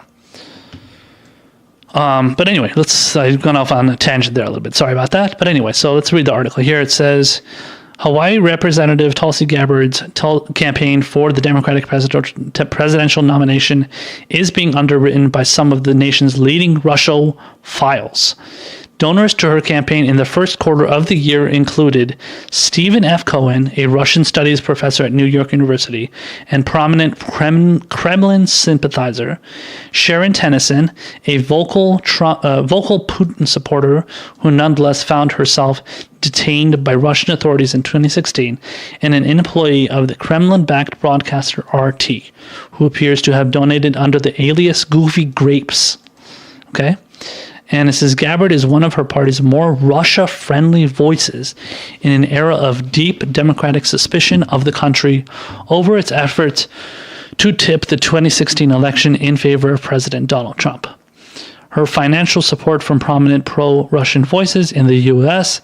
is a small portion of the total she's raised, but it still illustrates the degree to which she deviates from her party's mainstream on such a contentious and high-profile issue. Data on Gabbard's financial supporters only covers the first 3 months of the year. In that time, her campaign received just over $1,000 from Cohen, arguably the nation's leading intellectual apologist for Russian President Vladimir Putin. Tennyson, which is referring to, was that person? Sharon Tennyson. Tennyson donated to Gabbard no fewer than 5 times, eventually reaching the per-cycle individual contribution limit in mid-March. Tennyson and her group, the Center for Citizen Initiatives, have long worked to improve U.S.-Russia relations, in part by organizing junkets to the nation both before and after the fall of the Soviet Union.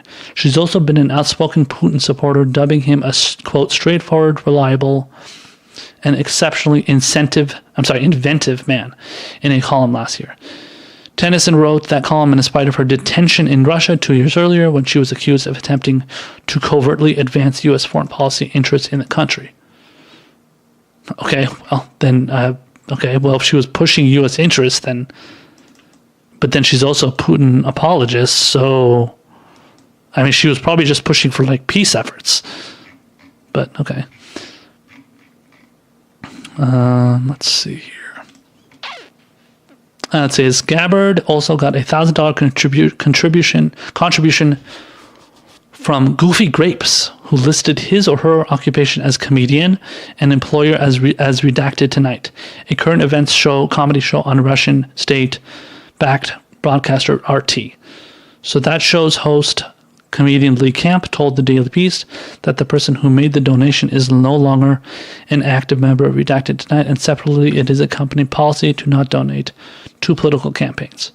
Camp, for his part, routinely promotes the Russian government line on major world affairs, most notably the invasion of Ukraine, political unrest in Venezuela, and the Syrian civil war. God forbid you don't push for overthrowing Venezuela, and you don't push for this the narrative that Bashar al-Assad gassed his own people.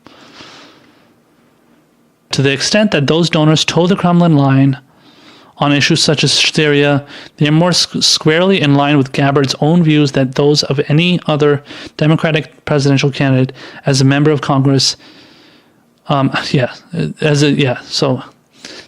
those of any other Democratic presidential candidate. As a member of Congress, she has personally met with Syrian President Bashar al-Assad and cast doubt on widely accepted reports that he deployed nerve gas weapons against his own people. Gabbard has also been one of the few prominent Democrats in the country to downplay the findings of Special Counsel Robert Mueller's investigation into Russia's meddling in the 2016 election. The report found no evidence of a conspiracy by the Trump campaign to support that meddling, but it did provide extensive details of that malicious influence campaign and of the Trump campaign's efforts to impede special counsel's investigation.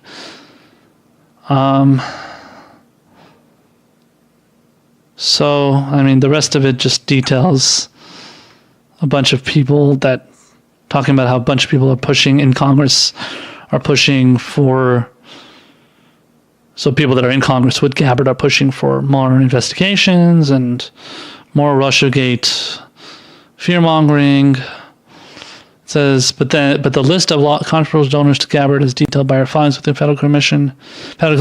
Federal Election Commission doesn't end there. Oh my God, Susan Sarandon donated to her. Holy shit, that's terrible. God forbid Susan Sarandon donates to her. Can't have that. She gave Gabbard $500. Ali Amin, the president of Primex International, wrote 2 checks of $2,800 apiece. He runs the International Food Distribution Company. He pled guilty to 2015 charges that he transferred more than $17 million between Iran and the United States as part of an unlicensed business transaction. Okay.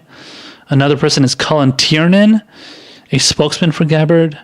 It says after being asked about these donations, Cullen Tiernan, a spokesman for Gabbard, said the campaign would be returning them. Tiernan also noted that Amin had given to fellow 2020 contender Kamala Harris.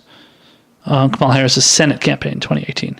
Ian Sams, a spokesman for Harris, said the Senator refunded Amin's donation in 2018. That's it. The rest of it is... says she mounted an unorthodox bid for the Democratic nomination. She only had one paid staffer, blah, blah, blah. There's another part. Okay, so let me just read this last 2 paragraphs here. It says, Gabbard's media strategy has also been counterintuitive for a national Democrat.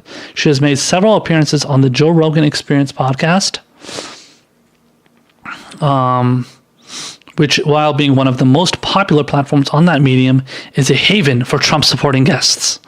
Gabbard also is among the few Democrats who has a captive audience on Fox News, owed largely to her willingness to criticize Barack Obama, as well as her party's planks on both Russia and foreign policy in general. Tucker Carlson, a primetime host on that network, has publicly defended her. God forbid. Though she has not courted their support, some prominent figures in the white nationalist community have flocked in Gabbard's direction. David Duke, the former KKK leader, has heaped praise on her, and on several occasions, Richard Spencer, the avowed white supremacist, has tweeted favorably about her, including once again this week. Okay. Finally done with that bullshit article. So, yeah, that last part was ridiculous. This whole fucking article is absurd. But that last part, trying to tie her to white nationalists and white supremacists and all that shit, is such bull. It's such garbage, man. That is typical fear-mongering establishment narrative. I mean, that's what they do. This is what they do. This is the kind of garbage they push because they need to scare you about how Tulsi Gabbard is going to take over the fucking world or take over the country if she's president. And, if she gets praised by a bunch of KKK people, that means she's automatically like, she loves their support. She doesn't even want their support. Did they mention here? It's as though she has not courted their support. Yeah, well, she hasn't. Not only has she not courted, but she denied. When David Duke, I think, posted something on Twitter about how much he supports Tulsi Gabbard, or said he supports her for president or something, or loves the things that she says. She said, "I don't want your fucking support. Get the hell out of here. I don't want to have nothing to do with you. So I don't support you supporting me. So piss off," basically, is what she said. I don't know what response she gave to Richard Spencer, but I'm sure it was similarly chastising and, not wanting anything to do with him. And then the other part talking about Joe Rogan has hosted a bunch of right-wing people on his, podcast. He's also had a bunch of left-wing people. Joe Rogan has hosted Lee Camp, who mentioned prior in this article. Lee Camp is a big-time left-winger. Abby Martin is a big-time left-winger. Kyle Kalinske has been on there multiple times, hosted Secular Talk. Jimmy Dore has been on there at least 2 or 3 times. These are all left-wingers. Who's another one? There was another person who was a left-winger. Well, I know Cenk Uygur has been on there. I know Anna Kasparian has been on there multiple times. Cenk only went once. He's from TYT, obviously. Anna Kasparian as well from TYT. They went on a total of 3 times. She went on twice. They haven't been on there a while, but they did go on there. It just seems that. Yeah, it seems that. And I'm a big fan of Joe Rogan. I love the fact that Tulsi went on there. She's awesome. She's awesome for putting her reputation on the line for going on there. Somebody mentions that Chris Hedges also went on there. Chris Hedges, somebody I mentioned earlier, who I follow. He's a great reporter, great journalist. Has covered a lot of issues that pissed off the establishment as well, which is great. So this is just typical fear mongering from the media. I don't really have much to say other than the fact that it's just comical how the media just keeps wanting to scare people with this McCarthyism, and anybody that stands up for anything that is not with the establishment and is not pushing for more wars, basically, you're automatically dubbed a Putin apologist. You're dubbed, a Russian agent. You're dubbed, a dictator lover. Whether you're a dictator lover, you love Bashar al-Assad. You love what's his name, Nicolas Maduro. You love. I'm sure people are going to start throwing in Iran's, supreme leader, which is Ali Khamenei. I'm sure they're going to be throwing in that in there. I'll be happy to, at some point, I'm going to be happy to be dubbed an Iranian puppet or an Iranian apologist or an Iranian agent, considering the fact that I am Iranian. So all those other Russians out there that are called Russian bots and being Russian, I'm sure I'm going to get similar treatment. So that should be fun. Hamas is another one. Yeah. So, the media is such a joke these days. And part of the reason why I'm doing this podcast is because I'm doing my very, very small, tiny part, putting a very, very small, tiny effort in trying to turn that tide in how the media covers these issues in such horrible fashion, pushing for endless wars, pushing for, for example, more deregulation of Wall Street, pushing for, the healthcare industry and the pharmaceutical industry and the insurance industries to screw us all over, not pushing forward, for college to be free like it is in every other industrialized nation, as obviously the same, Medicare for all, universal healthcare, all that stuff. All this shit is just, I'm doing my best to be a part of that movement, to push back against that, because I know I can't do it alone. That's why there's great people like Kyle Klinsky, Jimmy Dore, Tim Black, Humanist Report, Mike from Humanist Report, Michael Figueredo, all my other activists out there. Hippie activist, thank you for commenting. I've seen you on Twitter. You do a great job. Thank you for commenting on my podcast. All the other people that are tweeting about my podcast, promoting it for me and letting me tag them so they can watch my segments and everything on YouTube. I really appreciate that. So it's like I'm trying to do my effort in kind of making sure that at least in some case we have a voice that speaks for us. So just like Bernie Sanders and Tulsi Gabbard and all those people, they're speaking on behalf of us in government. People like me and all the other people that I mentioned, we want to speak on behalf of those other people that are out there. So all the voters out there that don't have a podcast or don't have some form of, they don't like, they're not the kind of people that are like speaking out on social media like we do. We speak on behalf of them. So all the people that are silenced and not spoken for, we're speaking for you. So hopefully I'm doing a good job. Hopefully, you guys love all those other guys that I mentioned, all those other journalists and podcasters and hosts and everything that are doing. They're doing their due diligence to do exactly the same thing. Hopefully, those people can be appreciated by a bigger audience than just us. Hopefully, so that's my hope. Hopefully, we'll have that revolution and people will finally start taking us much more seriously than they do, instead of watching MSNBC, CNN, Fox News and all those other bullshit mainstream media outlets, Politico, The Hill, New York Times. Even though I'm quoting these, articles from these sources, that doesn't even take them seriously. It's just to put that out there. So we're coming, man. We're coming. We're going to be, the progressives are going to make, the progressive leftist, socialist, communist, Marxists, we're going to be making a run here. Hopefully Bernie Sanders becomes president and we can, start a movement that's going to make a big impact. And yes, Cenk Uygur is going to have to make a much better effort being much more progressive, as he's been pushing a lot of Russia-gate, anti-Putin bullshit. I mean, he's still pro-Bernie, but, he's pushing a lot of the Russiagate stuff that I can't stand, and I've become less and less of a viewer of TYT, even though I used to be an intern for them. I applied for jobs for TYT back when they were decent, but as soon as they started pushing for that Russiagate shit, and they started, and I heard they got like a $20 million investment from like a pro-Hillary surrogate or something. And then I was just like, damn, I don't know if I want to work for TYT. So like their TYT is like the mainstream media. They're like the MSM of like online media. They're the mainstream of online media. And that's not good because you can't trust them. That's just how it is.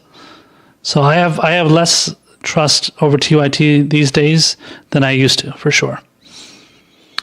All right, guys, so that's the end of the Progressive Square. Thank you so much for watching. I appreciate everybody that tuned in, everybody that tweeted at me, and everybody that promoted my show today. And thank you for commenting on the Periscope and Facebook and everything. Thank you for watching. If you could, please check out my Patreon page, patreon.com, Prague Blacksmith, PROGBLACK. SMITH. If you could please just give $1, $2, $3, $10, any amount would be of great use to me. So if you could please do that, I would greatly appreciate it. And we'll see you guys next time. Take care.